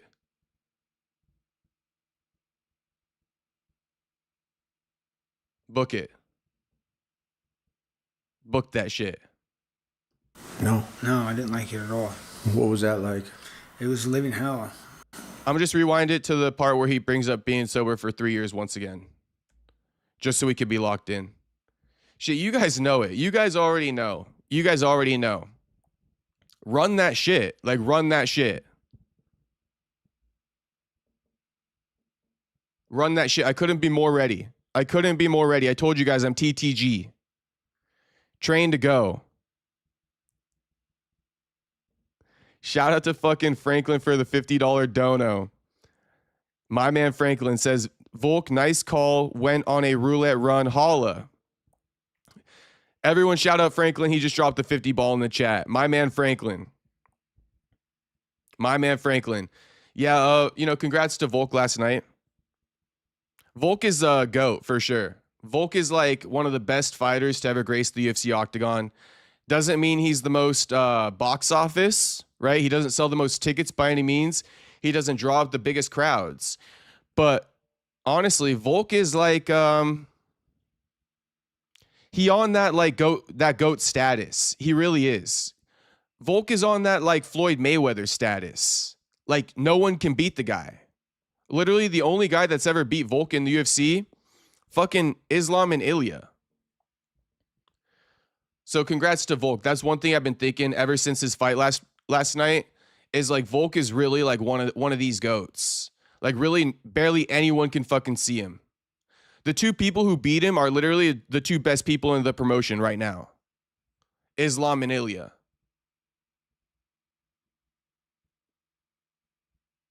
Once again, shout out to Franklin. Much appreciated, homie, for the $50 dono. Whole life, like as far as like smoking weed and drinking and being, there was one for 3 years. I was before I came here. I was fully sober, and I didn't like it. No, I didn't like it at all. What was that like? It was living hell. Being sober for 3 years? Yeah, it was worse actually it was worse than this whole year that I've spent here. Well, they talk about that. They say it gets worse once somebody stops the substance. It was really bad, but this was a different time. When was that? It was after I fought Anderson Silva. Me and this girl parted ways, and I left town, and there was nobody to fight, so I didn't fight anybody.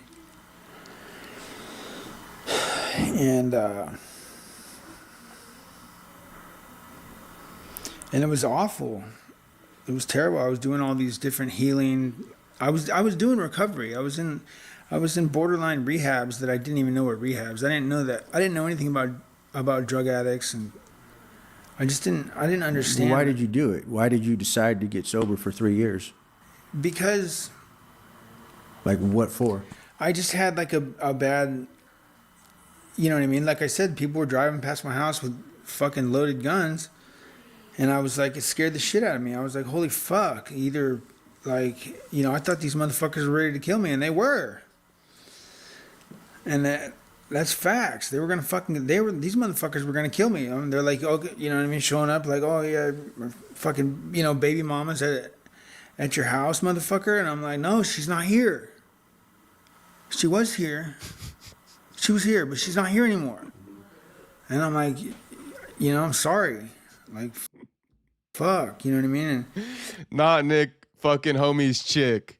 Not Nick fucking homie's chick. Twilight says, I'm out. Have a good night, fellows. Peace out, homie. Peace out. Homie pulls up to Nick's house, asking where his girl is. Nick's like, she was here, but she not here no more. Crazy work. And I'm telling this guy this while my friend's got a gun pointed right at his head. You know what I mean? So that's why you got sober for 3 years? So I'm going, yeah. To get away from the drama? I was like, I'm going to fucking die. But what does sobriety have to do with that drama? Well, I was just in a position where, I mean, it didn't have anything to do with that drama, but it definitely didn't help like being around these types of people. Sure. And so I think that, like, being sober kept me from partaking in anything that I wasn't aware of. What was your experience being here? I mean, it's a lockdown treatment center, right, in Mexico. You've been here a while. I know you're leaving within a couple of days, maybe less, and moving on with your life. What was your experience like here? I mean, was there confusion about why you got here? Was there, you know, like epiphanies of like, oh, maybe is there gratitude of maybe this was, you know, a silver lining? I'm grateful. I'm grateful for being here, but I'm not grateful for anybody that had anything to do with me being here. Mm-hmm. But I'm grateful for this facility, and I'm grateful for the people and the psychologists, and I'm grateful for the 12 steps. I'm grateful for all of these things that I did not want to fucking learn about, but I did. And I'm glad. But that's all. Sure. Is there anyone here that impacted you or kind of caught your ear more than other people? I think my psychologist Charlie, I think, was probably the one that helped me the most. I didn't know what the hell they had me doing here. I didn't know what I was doing here or how this place was going to help me until I met Charlie, because, you know what I mean? All I'd ever talked about and people ever talked about was psychology and psychology. I'm like, how are these psychologists going to help me? I'm like, I don't know. And they're like, well, you're not talking to your psychologist. And I'm like, well, I don't have anything to talk about with the psychologist. And then I got a new psychologist. And then once we started having a conversation, then I started to feel better. But until then, it was pretty much a living hell. Sure. And I had a hard time, you know, trying to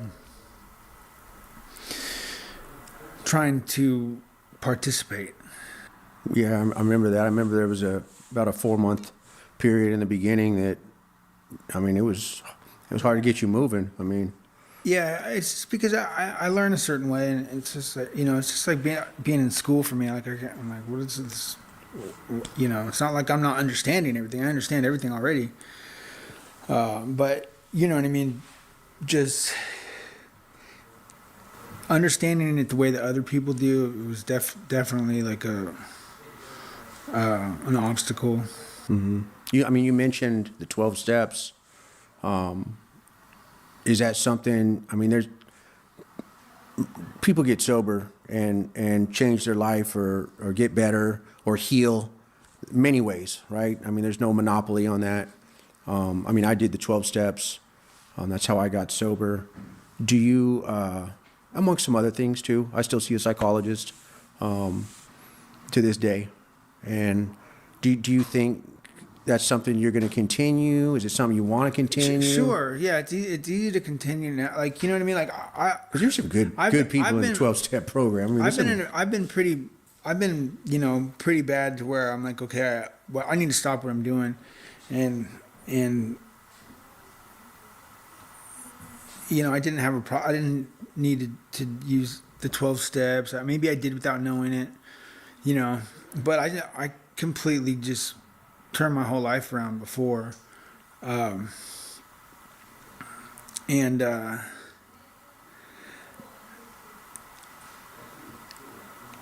I'm surprised now that I did that. You know, I don't know how I did that. Now I don't know how I did that. Well, they say it's progressive, right? So it gets harder to do that over time. Like sometimes somebody can do that when they're younger, or there's other scenarios that come into play that kind of motivate. And you mentioned being able to get flown out in kind of any minute to go do this or do that and kind of escape and, you know, change lanes. Yeah, you gotta bail. But it gets progressively harder as time goes on. And especially if you don't have any money. That's actually a big obstacle. That was one of my biggest problems before coming here. It's like I didn't have the means of transportation. I didn't have. I mean, you've made a lot of money. I cut my circle shorter. I was like, you know, and I didn't have anybody to call. I had nowhere to go. And so people thought it was best that I wind up here. And so I wound up here. And that's okay, you know. Once again, speaking on how he ended up in rehab, being broke and shit like that. Yeah, the money probably kept you out of rehab for a bit too long too, to be honest. Just to keep it a buck. I wasn't really thrilled about the fight that I had coming my way. It's not really like, it wasn't really the greatest opportunity, but I was on board with it. it just wasn't looking very good.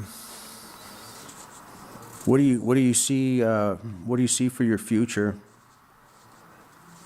What do you think you can? What do you think you can gain by staying sober, and like what's coming up here in your future? What do you want? Where do you see yourself going? I see myself becoming a world champion. You still want to fight? Yeah. You want to fight again? I see myself becoming a world champion, and I think it's it's easy money. It's not like before. People are gonna see like a brand new me. My biggest question in that segment, especially like people are gonna see a brand new me. I don't know, man. I don't know. Is this going through the motions to get out of rehab type shit? I mean, he was gonna get out regardless. Whether or not he did this interview, whether or not he told homie what he wants to hear, he was gonna get out regardless. But I just wonder, was he playing it up to him right there? It's gonna be a whole new me. Bro, you went back to the same damn situation. Whole new you with the same damn people? How's that gonna work? But, besides that, the main takeaway, homie wants to become a UFC champion. He thinks he could do it. Now that he's finally out of Mexican rehab, do I think he could become a UFC world champion? No. But I don't know. Respect to Nick. I'm not trying to fucking, have this fucking field day about him saying he could be a UFC champion. Honestly, I don't know. I don't even know how I feel about them booking him a fight in the first place. There's pros and cons. But will there be more pros or more cons? That's the conversation you got to have. He could make a bag, but at what cost? So I don't know how I feel about him fighting again, period, let alone becoming a world champion. AD Kid says, Jacob, if you listen to Mike Tyson, he talks about how his wife changed him. She runs his scheduling. That's literally what Nick needs, a good person to run his scheduling and tell him what to do. Yeah. But, I would say too, AD is like, hopefully Nick doesn't ruin that. Like he seems to ruin almost everything good that happens in his life. He finds the negatives and ruins it. I'm just going to say it.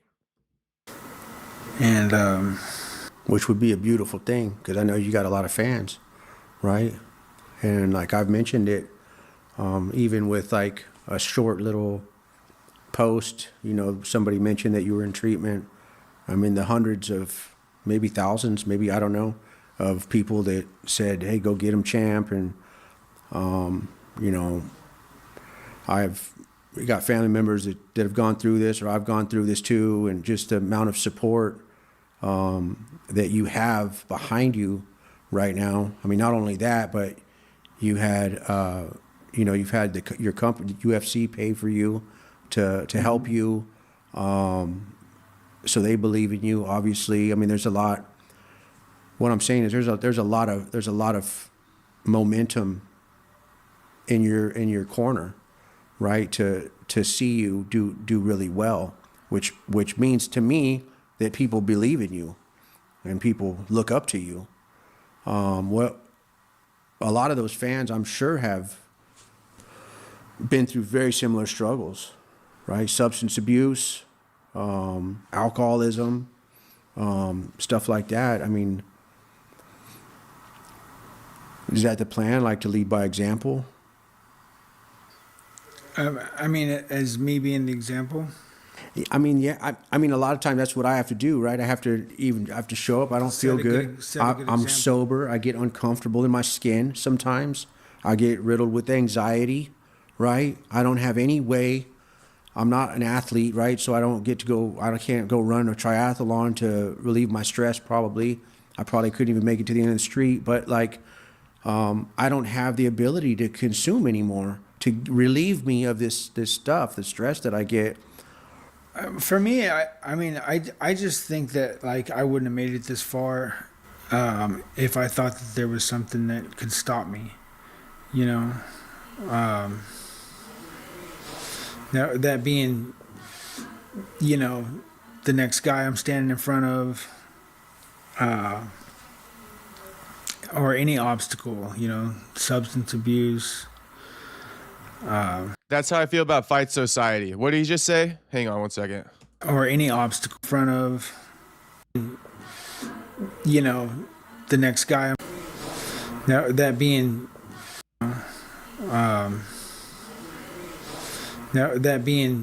far. For me, I just think that like I wouldn't have made it this far if I thought that there was something that could stop me. I don't think I would have made it this far if I thought there was something that could stop me. All right? If I thought there was something that could stop me, I don't think I would have made it this far. And shit, when I look at Mr. Fight Society, ain't no way in hell I think he could stop me. Ain't no way in fucking hell I think he could stop me. Homie got his work cut out for him. I don't got my work cut out for me. You already know that. You already know that. Homie got his work cut out for him. Homie know he got his work cut out for him too. Me? Shit. I don't got my work cut out for me. I don't got my work cut out for me.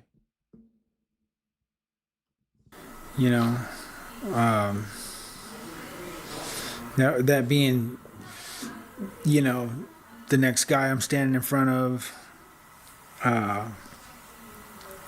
or any obstacle, substance abuse, right or wrong. I'm just very confident that, I'm going to do better every year, every day. Well, I believe in you. I think you're going to do great. I know you've had your challenges here. It hasn't been easy. It wasn't like, hey, let me come down and spend a year with you guys, like it wasn't on your priority list of things to do at that moment. And, I personally have gotten to watch you, and I've also got to see you interact with a lot of different personalities here, right? People come in here in all sorts of shapes and sizes and mindsets, and, not once have you been verbally abusive to anybody. Not once have you threatened anybody, and God knows you could probably, hurt anybody here, but you haven't, and I think that shows a lot of character about who you are as a person. Well, thanks, Adam. I appreciate that. Yeah. Because we've had fights here. You've seen fights here. You've seen people pop off and get wily. I stay out of it. Yeah, you do. Yeah. You do. You kind of stay in your lane. Nick, if someone here is watching, someone that is watching, probably there are going to be a few people watching, is struggling with addiction, what would you say to them?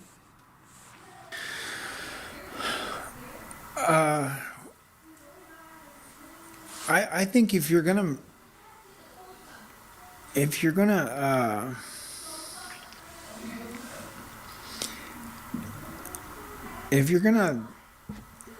play,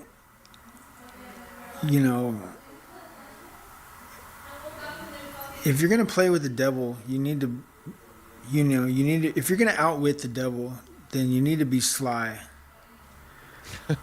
about this. I think it needs to just be like, an outright, like, just stop before, like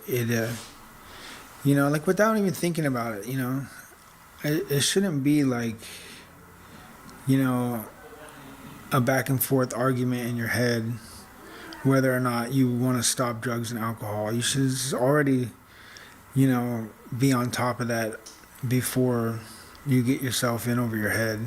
Mm-hmm. Do you feel like you got yourself in over your head? I don't feel that way, but...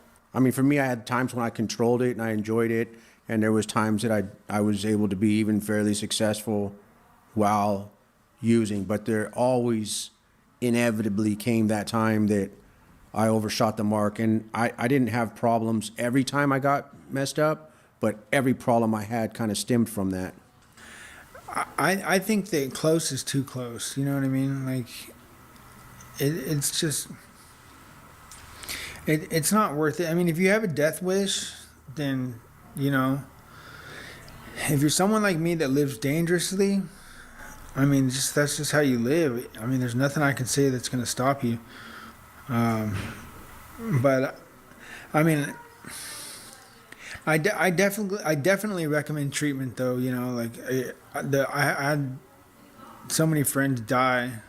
You know, I lost some really close friends, and I couldn't figure out. Like, I was like, how, you know, this could have definitely saved their lives. Do you ever feel like that you've had people that are like, hey, I wish I could have just put my arms around them and put them somewhere? I mean, I wish I could have at least talked to them. Sure. You know, It's hard to talk to somebody on drugs. I never got the chance to. They died. Yeah. You know, they died, and you know, and that was close enough for me. Like my friends dying and stuff like that. I just, you know, I wanted I wanted never to be a part of like what happened to them, and yeah. So just, you know, being close is too close. You know what I mean? And yeah, I recommend treatment for some of these people. How do you feel about Mexico? The weather's nice. I've known a few people that could use this place. You know, like I think Baja Rehab would be a good idea for some people. It's a certain type of people that I think need this place. And I know you guys said, like, you know what I mean.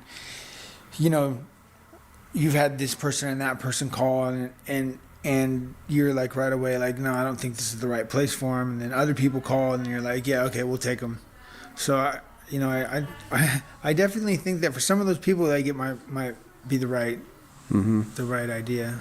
Yeah, it's a little different here because, you know, not everybody here or most people here had no idea they were coming to treatment, right? As opposed to in the States, right? You have to verbally, hey, I want treatment, I want help. Even if you check out in 24 hours or 8 hours or 30 minutes after you check in, like you have the right to make, you know, that decision. And it's different. It's different here, right? So Well, I mean, it definitely makes you take your mental health and accountability. You know what I mean? Because there's just a fine line between, like, okay, I'm gonna hold it together and keep my cool, or I'm gonna start putting people in a neck crank, you know, and until something pops. You know what I mean? Like, sure. That's just the way that I think. You know what I mean? But was there times here when you were here where you're like, I need to get the fuck out of here? Yeah, of course. But I mean, it's not. It's just that, like, you know, I'm like, there's nothing I can do that's gonna make me look any less crazy. You know, it's like. So I just wasn't gonna put any fuel on the fire. You know what I mean? Did you make any friends here? Did you? Well, yeah, of course. Like when I got here, there was a guy named Josh. You know what I mean? He knew my mom. He knew like where I came. He's like, hey, didn't your mom work at Lion's Restaurant? I was like, oh fuck.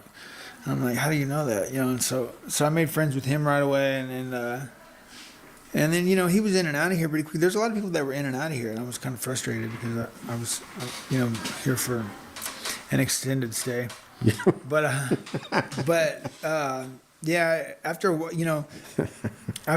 you get Walton kind of grows on you. You know, there's this older guy here named Walton, and he kind of grows on you after a while. And I tell the new people, I'm like, hey, don't pissing him off. You know, get him going. And you know, then I had there's a few characters here. There was, you know what I mean. And there's some nice girls that were here in the beginning, you know, Molly and Sunny. And so I remember, if it wasn't for Molly and Sunny when I got here, I would have been pretty frustrated. But they were, you know, they were happy, and Anika, Molly, and Sunny were. I will say this. it's nice to see Nick smiling in pictures. You know, it is nice to see Nick smiling in pictures. I think it does say something about him. I've been seeing him smiling in a lot of pictures with Nate over the weekend that just surfaced. But you know, him smiling, it is pretty telling that, you know, he's trying to appear a bit more happy. He's trying to be more happy. He wouldn't be smiling if he wasn't trying to be happy and portray out, like, you know, show the world that he's trying. So I will say that, you know, I know he makes questionable decisions and shit like that, and he does play the victim role a lot, and, you know, he does seem to resent his brother. But honestly, it might be something very small. But seeing these photos of Nick trying to smile, and now that he's out of rehab, he's still smiling a lot. You know, I think that is telling, and I think it's a good thing. And I think it speaks to him trying to find his happiness, him trying to be a happier guy, and, you know, fix his life. It just sucks. And the reason why everyone's on his ass is because, you know, he went right back into the same people's arms that he was with that got him into this mess in the first place. But, you know, you can see him smiling, man, and it is nice to see. Because, you know, also with the Diaz brothers, they're known for just being tough, right? Kind of like resting bitch face type shit. No offense, but you guys know what I'm saying. So Nick smiling, it's like a character change almost. You know, like I said, when I spoke to Nick, he was nothing but nice to me. He was nothing but nice to me. He's a cool guy, it seems like. There's just this, you know, weird situation that he's in. So I guess that's what I got to say about the smiling photo. Molly and Sonny, when I got here, I would have been pretty frustrated. But they were, you know, they were happy, and Anika, Molly, and Sonny were, you know, they were a group of girls that were here, and they were kind of like, they stuck together, and it made me feel like I was somewhere where, you know, I could keep my sanity. You know, when they were gone, I was kind of, it was kind of a rough time. But then new people came, and you know, they kind of start to grow on you. Yeah, you've been here a little longer than some people. Yeah. You've seen some people come and go. My friend Sophion, he was here, and we became, like, you know, pretty cool.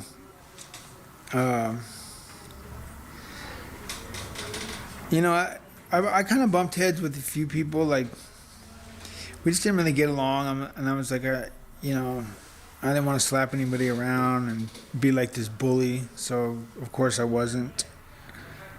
And yeah, I think me and Sophion got along pretty good. And then there was I do really good with Luis. He's funny. I love Igor. Igor was here, you know. You and Igor are tight. Yeah, me and Igor and Sophion were pretty tight.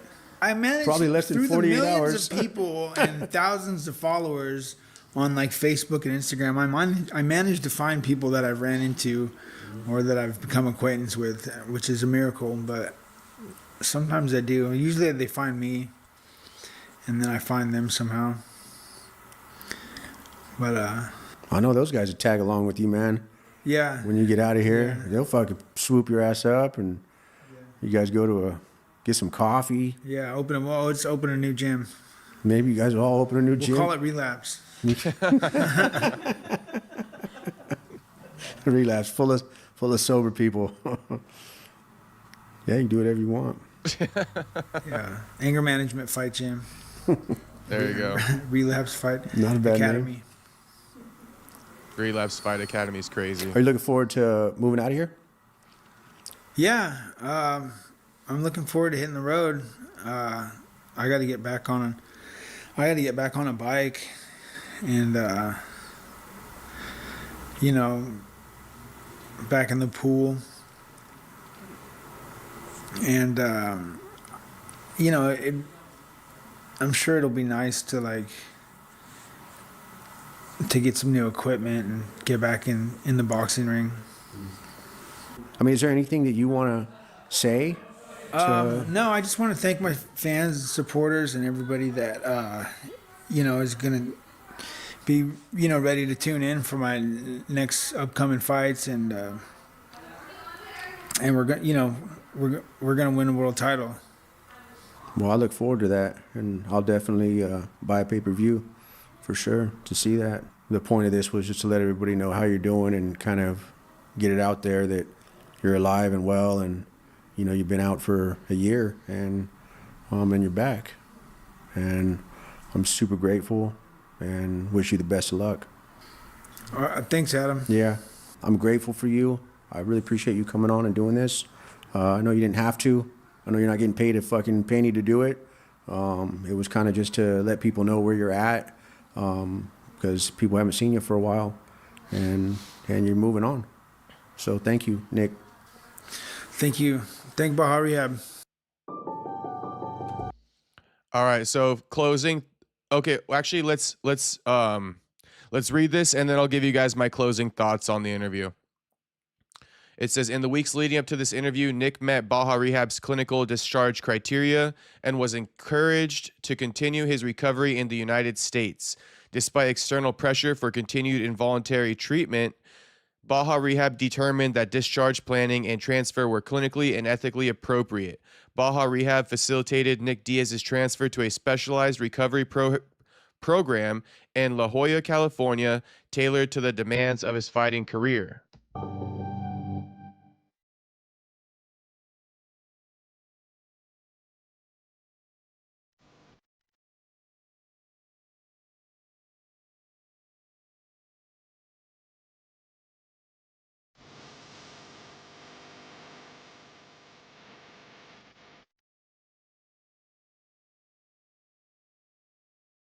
In Mexico, the treatment of substance use disorders is governed by federal health law, primarily NOM 028 SSA2 2009, and national regulations overseeing involuntary admission to specialized addiction treatment facilities administered by the Secretaría de Salud and COFEPRIS.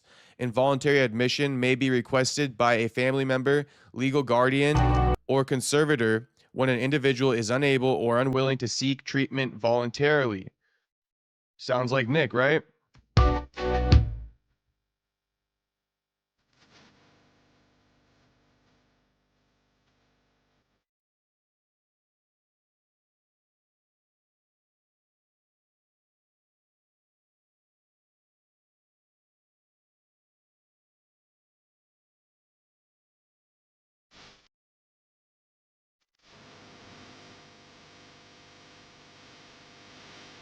Such admission must be supported by medical and clinical evaluation confirming the necessity of treatment. Involuntary treatment is permitted only under specific conditions, including when an individual poses a risk to themselves or others or lacks the capacity to make informed decisions regarding their care. Even in involuntary cases, patient rights remain protected. I don't think we need to keep listening to this fucking music. NOM 028 requires humane treatment, respect for dignity, communication rights, and ongoing clinical evaluation. Any restriction of liberty must be medically justified, documented, and subject to review. Involuntary treatment under Mexican law is not indefinite. Continued treatment must be clinically justified and regularly assessed. Once clinical discharge criteria are met, continued confinement and treatment cannot be legally or ethically justified. At that point, treatment must transition to a voluntary framework. Contrary to public speculation, Mexican law does not permit individuals to be confined in addiction treatment indefinitely. When discharge criteria are met, ethical and legal responsibility requires appropriate discharge planning, often including coordination with treatment providers in the patient's home country. When doing so is in the best interest of the client. So, Nick was more than ready to go. He couldn't be held there forever. A year is the max time. They were willing to keep him in Mexico. He was sober. He was cooperative. He was doing everything they asked of him. The next logical step was to discharge him to a sober living in the United States, right? And, it was Nick's choice. If he wanted to dip out of that bitch, that was his choice.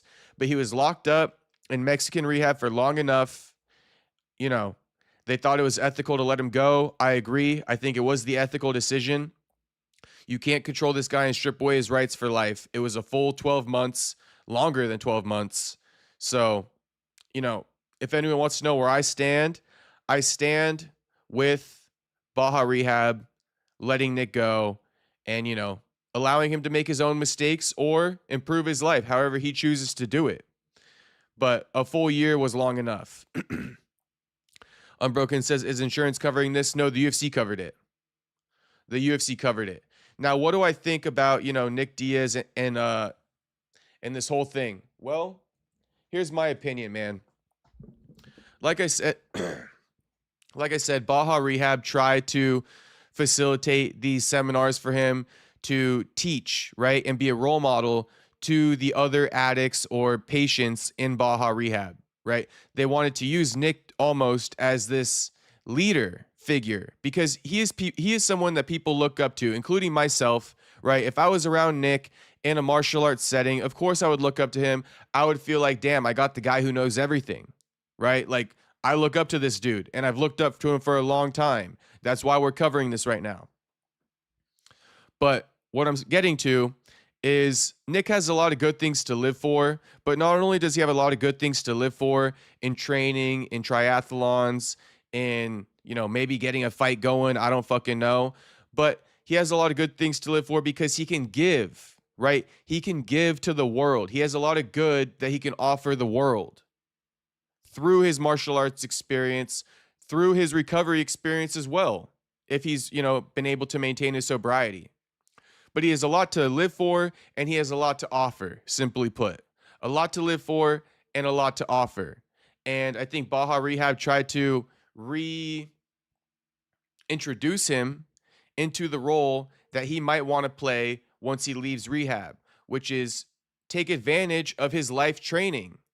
Take advantage of his life's work, give back to the community, but also fall back in love with it for yourself and get back to training.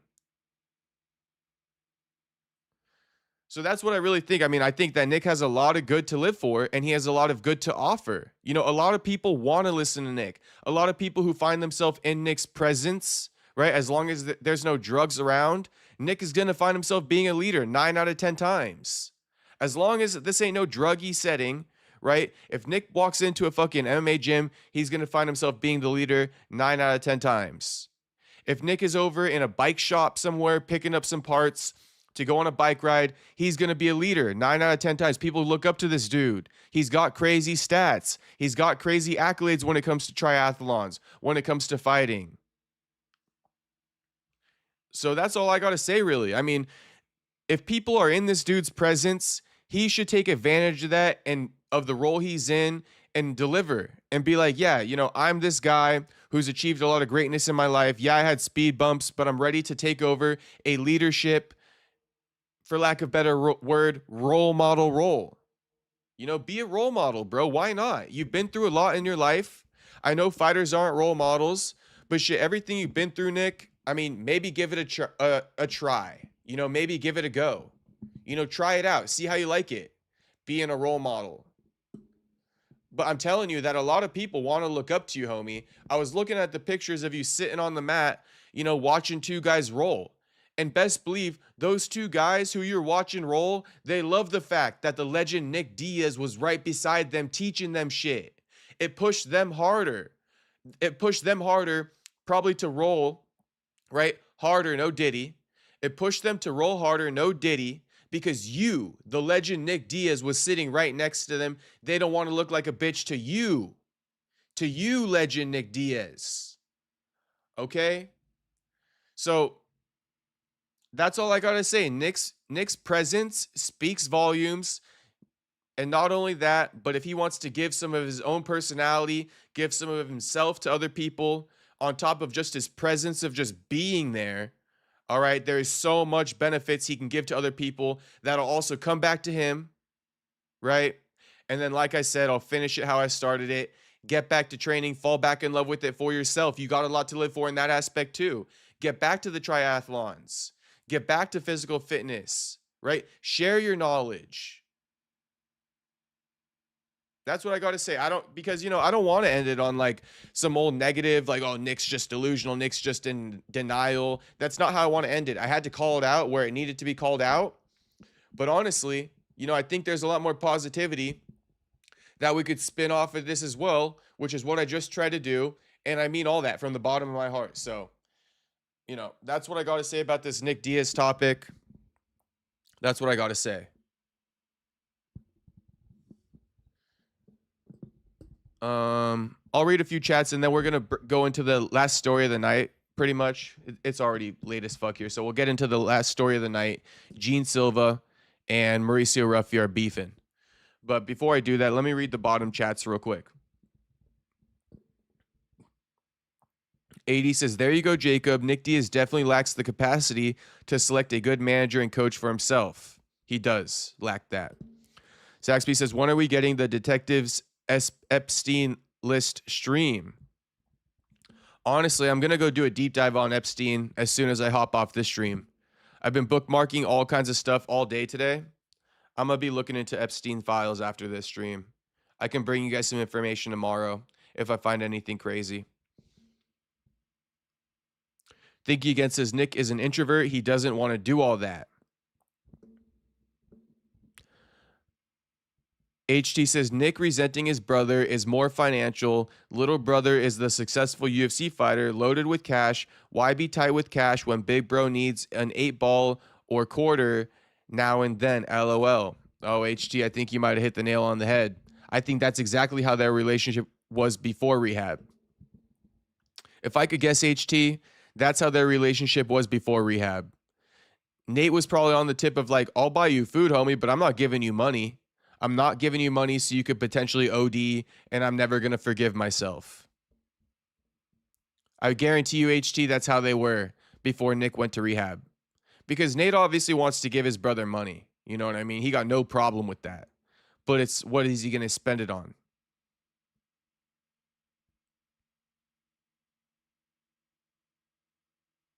Shark says, this is one of the worst interviews on Nick's part. He eats his words, dodges questions, and won't admit to anything. Yeah. He does have a tough time admitting. He definitely does. Friendly reminder to everybody in the stream right now, run up the likes on the stream. I see we got 58 people in here, 22 likes. It wouldn't even be that hard to run it up to 30 real quick. Run it up to 30 for the one time for me. We're about to get into Gene Silva and Mauricio Ruffy are beefing. So without further ado, let's get into it. But I figure Nate is being the big brother. Yeah, he kind of is. Shark saying, I'm not one to judge people after he just said my brother, the one stuck up, LOL. Yeah, I get it. Yeah, I hear you. He did say he's not one to judge people, and then he did say his brother stuck up. So which one is it?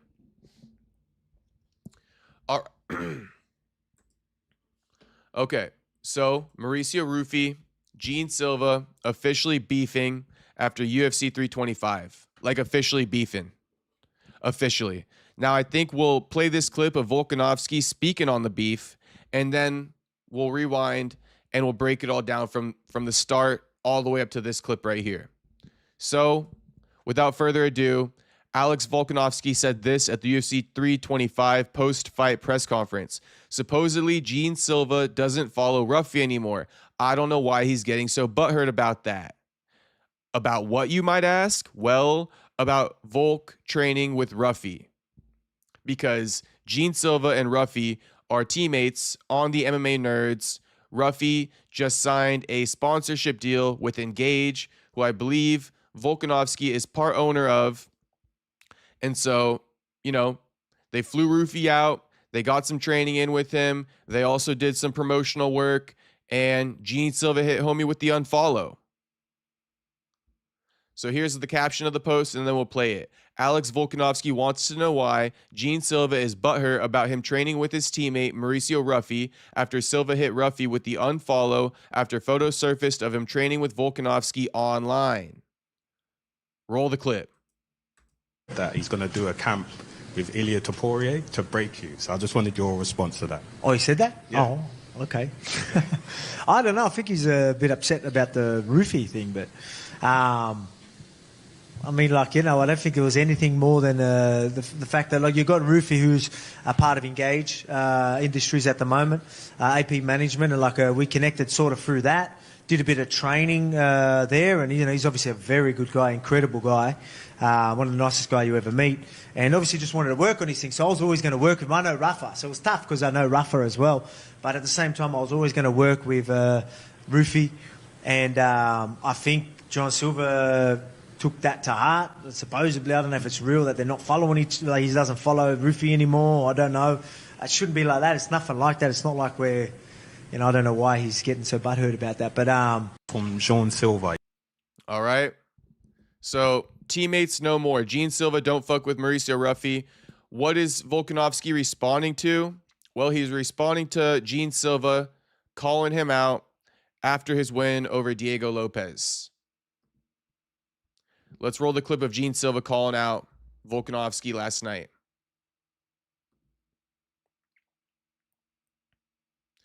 Now, peep the fact that Gene Silva did not make a post congratulating his teammate Mauricio Ruffy, or potentially his former teammate Mauricio Ruffy.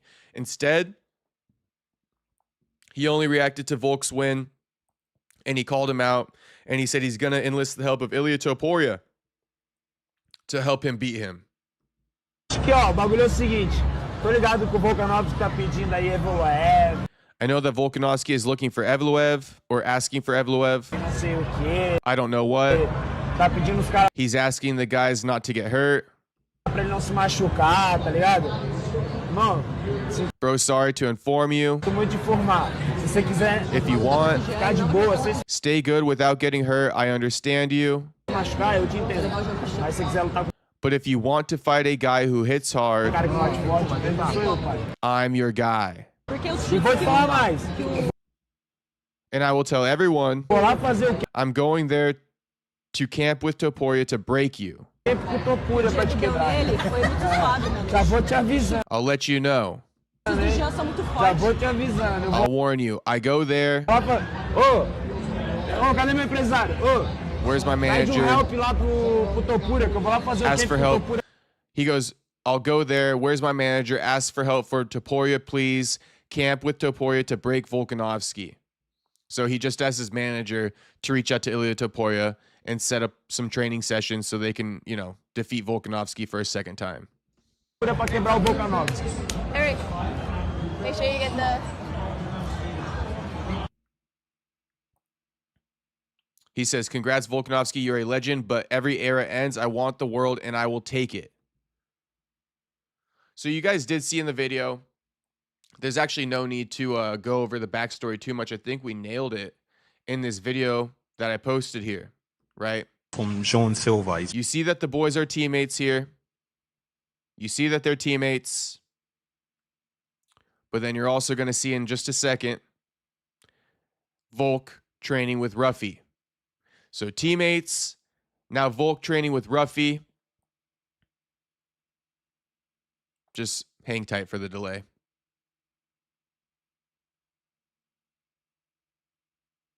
What ensues after the photo surface of Volk and Ruffy training together online? Well,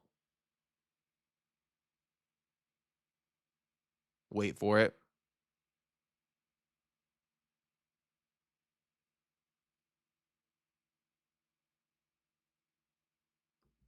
Gene Silva hit homie with the unfollow, as you can see here. As you can see here. Me Autoboy says, Jacob hasn't seen the YouTube video Gene Silva dropped today. Well, now I will.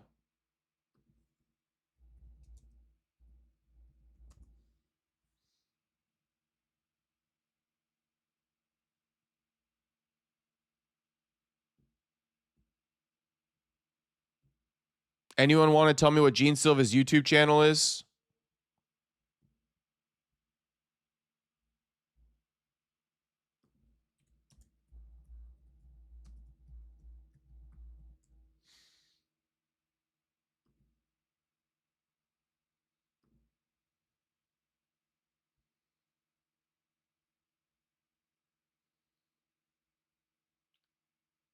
I haven't seen his sparring video, and I'm not gonna watch it. Miata Boy says, "Hold on, Jacob." The hell is going on here? I don't care about his plus 10 round sparring. I mean, I do, but not pertaining to this story.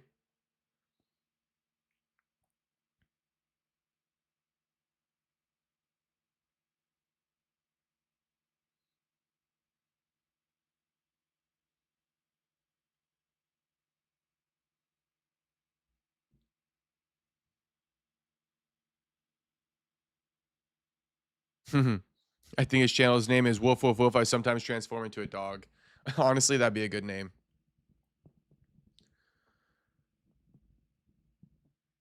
What's the word, Miata Boy? You on some bullshit again, aren't you? Gene Silva didn't even post anything today. He posted this yesterday.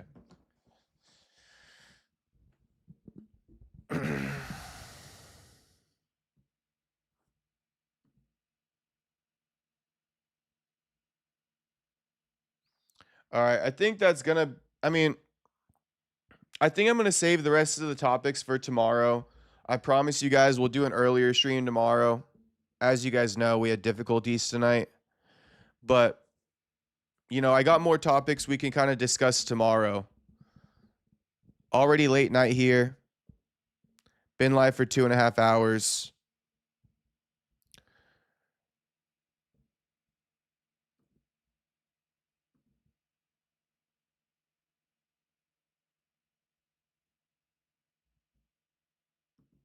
What else was in the title?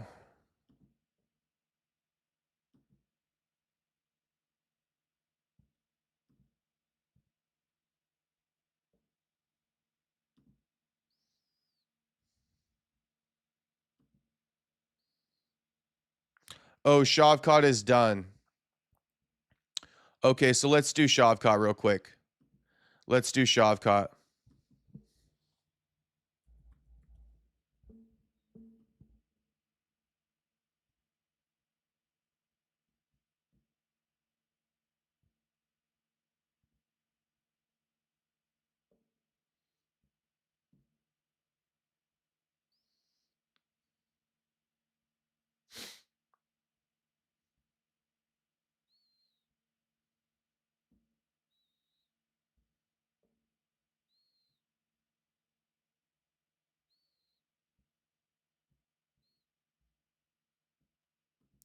Okay, so let's start it like this.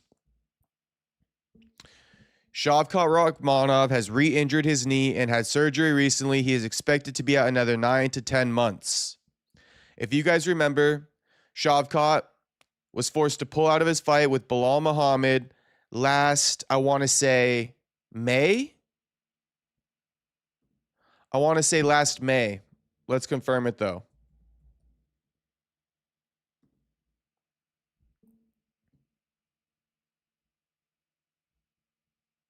Yeah, last May.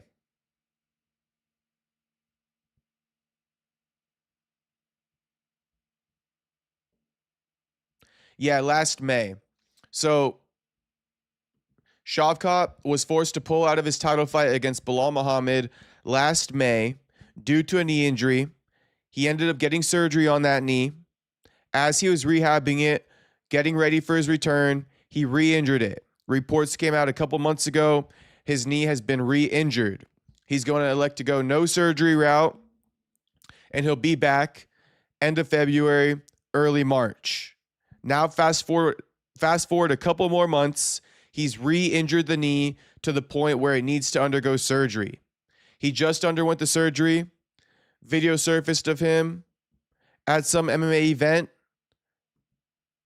on crutches, courtesy, I think, of Ariel Helwani. I think Ariel Helwani posted this. But here's Shavkat at an MMA event in crutches after undergoing surgery on the knee for the second time, after trying to bypass the surgery and just do rehab and PT. He must have re-injured the knee in PT. Белсенділік жоқ болғандықтан міне Shavkat Rakhmonov экрандарыңызда ардақ жанкүйерлер. There he is. You see him in crutches and a knee brace. Иә, осы аяқ. So Shavkat not going to be back till third quarter. or fourth quarter of 2026, contrary to what he had said a couple months ago, teasing a return late February, early March.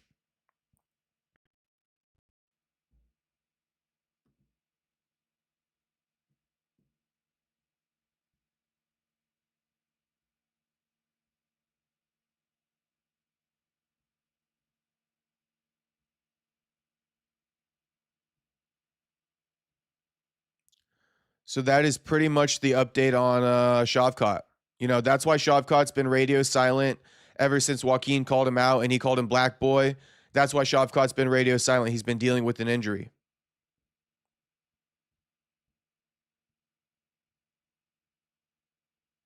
And he can't accept Joaquin's call out. You feel me?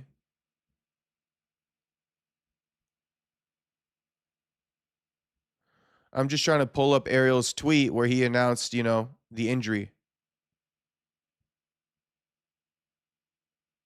Ariel tweets too much, though.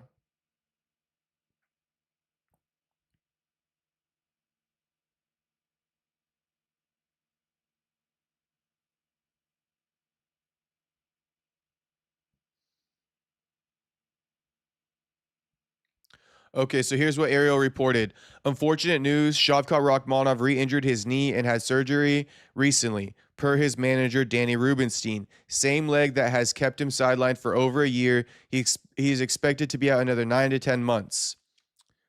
And then Ariel adds, Shavkat news is a gut punch. Feel awful for him. Remember, though, Dominic Cruz went through a similar chain of events and eventually came back and won back the belt. It's not over, hopefully, but the division moves on. Got to do Islam versus Ian next. Nothing else makes more sense. I mean, I'm in agreement. I'm in agreement with Islam versus Ian, even if Shavkat wasn't returning. And Wonderboy did share his thoughts on the injury. Wonderboy says, just saw the news and bummed is an understatement. I know a thing or two about knee injuries. Stay strong and heal up, my friend. You've got this. At Shavkat. So heal up, Shavkat. I mean, hopefully you'll be back, homie. Hopefully you'll be back.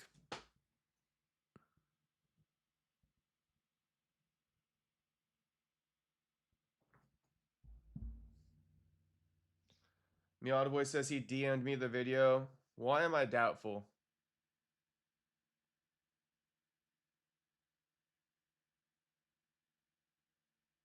Ah, you delivered. You delivered, Miaudiboy. I'll give it to you. You delivered for sure. All right, let's roll the clip. Let's roll the clip. How come I couldn't find this on his YouTube channel earlier? Maybe it's not posted on his channel.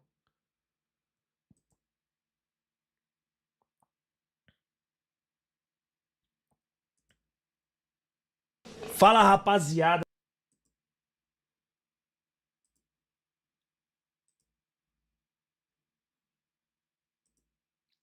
Okay, so here's the video. Gene Silva speaking on Mauricio Ruffy.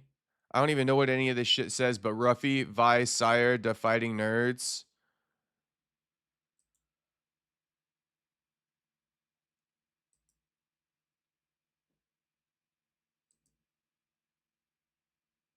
Auto translate.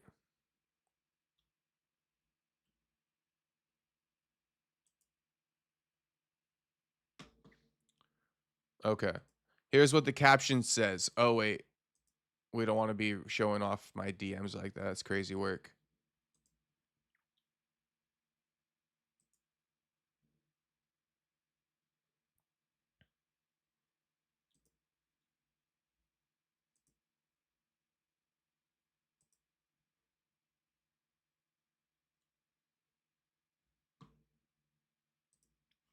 Okay, so the tweet says, there are a lot of people making up rumors. 3 months ago, I commented about this.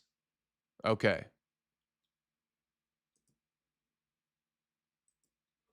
Tô aqui pra conversar com vocês sobre um assunto bem louco aí que tá rolando na internet.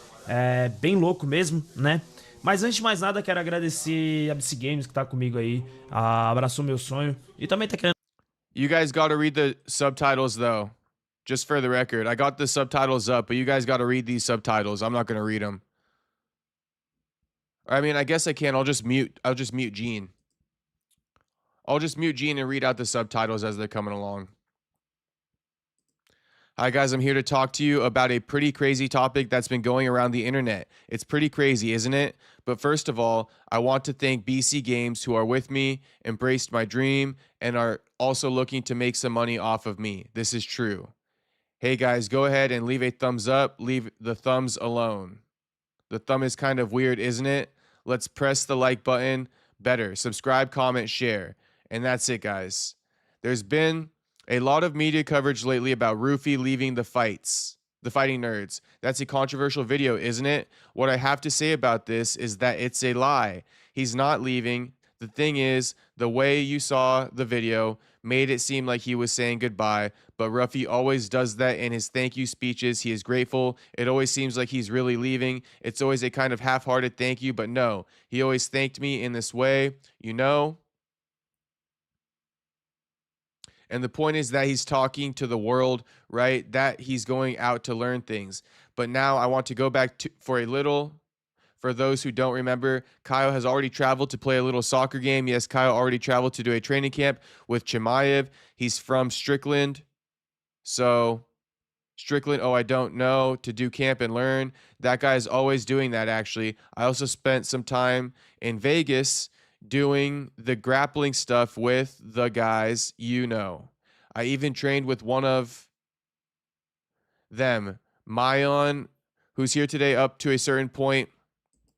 Hold on. God, this is terrible. This isn't going well.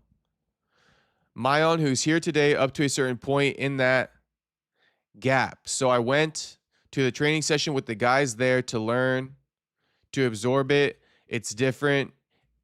A new culture. They are different cultures. So he just didn't announce it to the world. He said, oh, we're going on a trip. We're going to stay in touch. We're going to stay in such and such a place for a while, and people immediately think, oh, I'm going on a trip. I'm going to stay in such and such a place for a while, and make it seem like it's something horrible, really bad. That has nothing to do with it. They're exaggerating. Ruffy will never be with fat nads, fighting nerds.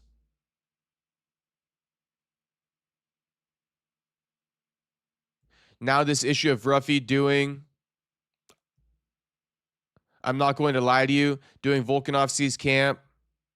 The first thing I said when I saw him at the gym today, I went up to him, called him over and said, hey, brother, this business of doing Volkanovski's camp is wrong, but there's a catch, man. I just said in a video that if Volkanovski were to retire after this next fight, I wanted to do his camp.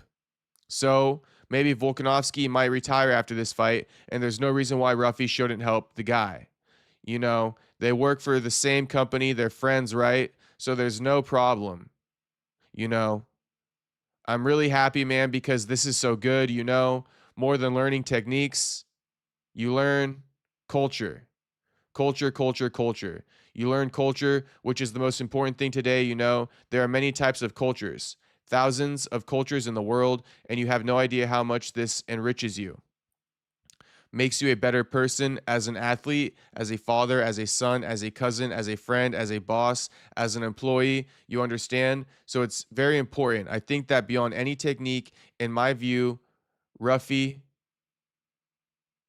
has more to learn than to teach. That's it. That's just my view. So there's more to teach than to learn.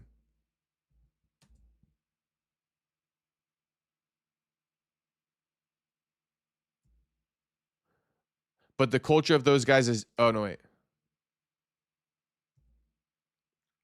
My bad. More to teach than to learn, but the culture of those guys is different. So Ruffy has much more to learn in relation to that than to teach. So it will be very important for Ruffy, right? Whether you like it or not, it's a setback, right? 3 defeats, one after the other. And that affects you, man. It messes with your head, makes you thoughtful, makes you think who hasn't been there, he argued, with his boss, and immediately thought, I'm going to quit, I'm going to change companies, and so on. That's already happened. It's the same thing. When we lose, everyone has that. Hey, isn't it time for me to leave? Isn't it time for me to seek other horizons? But one thing I've been learning is that if I've been successful in this place and I continue learning within this place, it's this place where I'll solve my problems through the lessons I've learned. So I don't need to leave. And Ruffy has this in his heart. And this part of Ruffy, it's something he's been telling me for a year and a half now, that he wants to go abroad, spend some time there, learning just like I did, like Ruffy, even like Thiago Moises does. He comes here even like Rodolfo Vieira does. He comes here like Olenek does. He comes here, like other athletes. I think that's incredible. Even more so when Pablo, right? The guy who raised him, who taught him years ago, Ruffy is supporting him. That's important for a person, because technically, brother, Ruffy is tough. I believe we weren't all aligned on the same day. That's why there were those defeats. And I can't tell you if it was because of the defeat or because of the process, but we learned a lot. I can't deduce if it's because of the process or because of the defeat, but we learned a lot, and that's making us better people, including understanding that a partner now needs to learn to take a break and go out to learn about new cultures, travel a bit, give his wife a comfortable life, who has also worked with him since forever. That's why it's important for us to see that. There's that side. It gives the mind a rest. So finishing this talk about Ruffy, man, he'll never leave Fighting Nerds. I'm not sure. He's been a Fighting Nerd since forever, since I've known him. He, even before joining Fighting Nerds, ever since I went to Rio to see him, ever since I went to Rio to see him fight, ever since I saw him break his hand in a fight and go into a second fight the same night with a broken hand. So, it's those things that make him a real fighter, that definitely make him want to stay here for the rest of his life, and once again, nobody reads the fight like Pablo. Nobody does it better than Pablo. You can be sure of that. So we're all improving every day. The academy,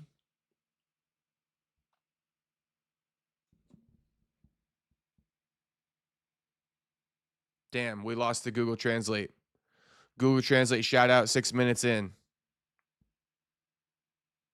Oh, is getting better and better. It's getting better and better energetically, spiritually speaking, faith in faith. Speaking of faith, people united. The academy has grown a lot in the last year, and instead of downsizing to try and recover what we already had, we're managing to bring everyone together to give attention to those who need it. Oh, Mayon is fighting now. Yeah, this weekend there's a BOA fighting too. We don't care about these fight announcements.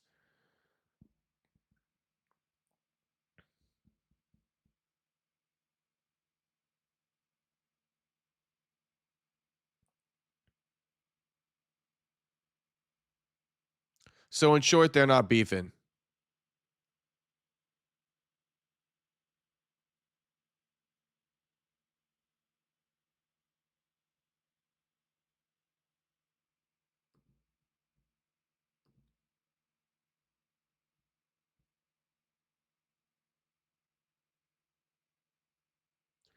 This is actually super confusing. So this is a 3-month-old video. This is 3 months old. And then Gene still hit him with the unfollow. So I thought that this video was posted today. Apparently it wasn't. This video was posted 3 months ago. 3 months ago, this video was posted. Miadoboy says this video is 3 months old, so this shows that Gene was cool at the start when Ruffy left because he thought Volk was returning or was retiring. Now that Volk isn't, Gene might have switched up on Ruffy. Okay, Miadoboy, I got you now. Now I get it. Now I get it. All right, well then that's the story. That's basically the story right there. Video's 3 months old. Gene was cool with it initially, but as soon as Volk announced that he's not retiring, he's going to continue fighting, Gene hit Ruffy with the unfollow. Crazy work. I was going to say, it seemed like Gene spoke to Ruffy in the gym today. I was like, how the fuck is Ruffy back home in the gym already? But it all makes sense now, Miata boy. It all makes sense. So, there you have it. I don't think there's much more for me to say about that. Miata says, Gene Silva switched up on Ruffy. Gene wanted him to pick a side, and Ruffy did. And Gene is pissed he picked Volk's side. Yeah, but I mean, it sounds to me like he didn't pick the side. He already committed to training with Volk. Volk made the announcement after the commitment was made that he's not going to retire. What's homie supposed to do? Put Gene Silva's career before his own? Miata Boy says, but he's playing off like he did switch up. Honestly, Miata Boy, I can't even tell what you're saying right now. He's playing it off he did switch up. Is that what you're saying? I think Gene Silva did switch up. I think Gene Silva's the one who switched up, not Mauricio Ruffy.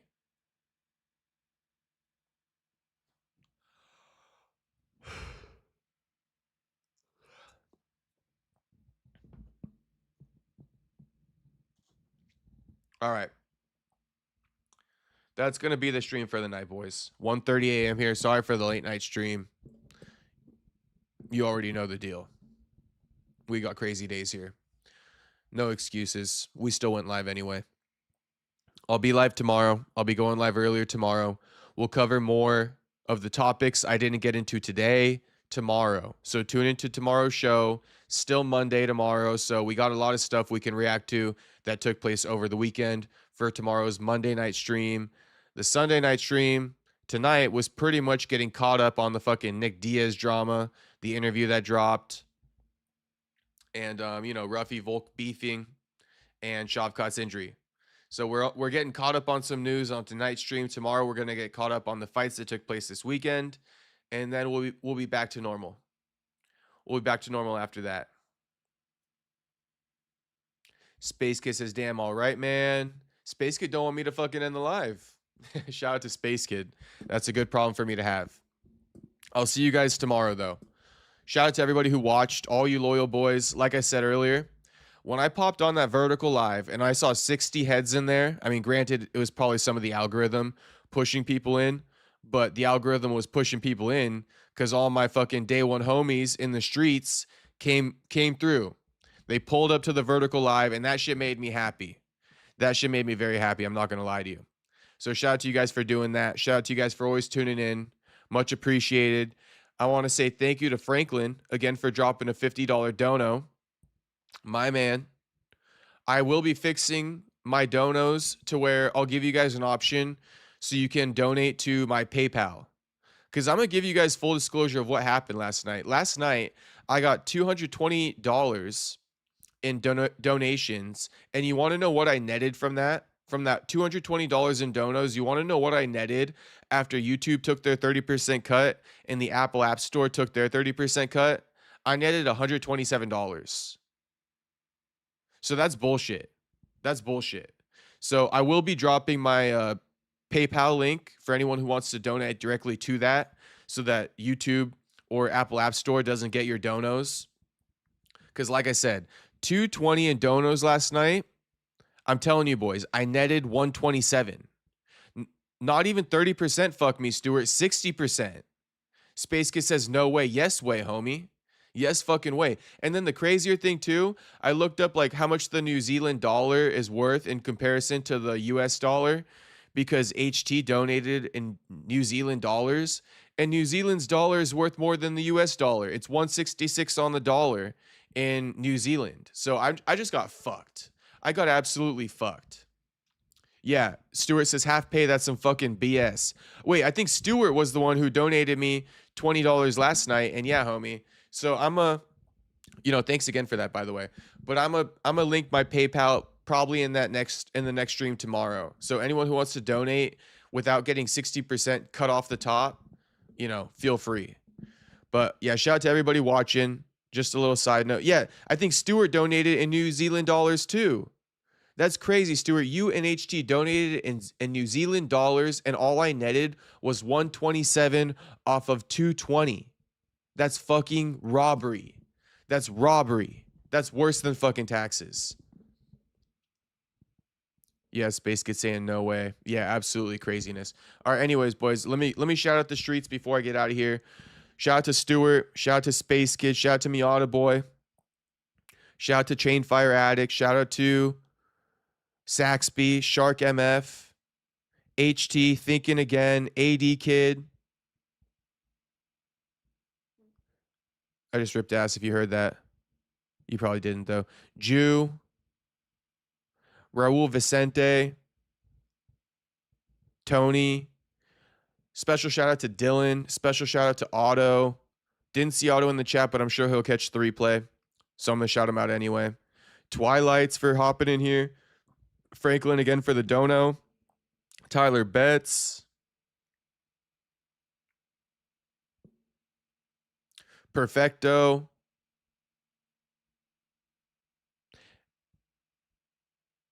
And that's about it.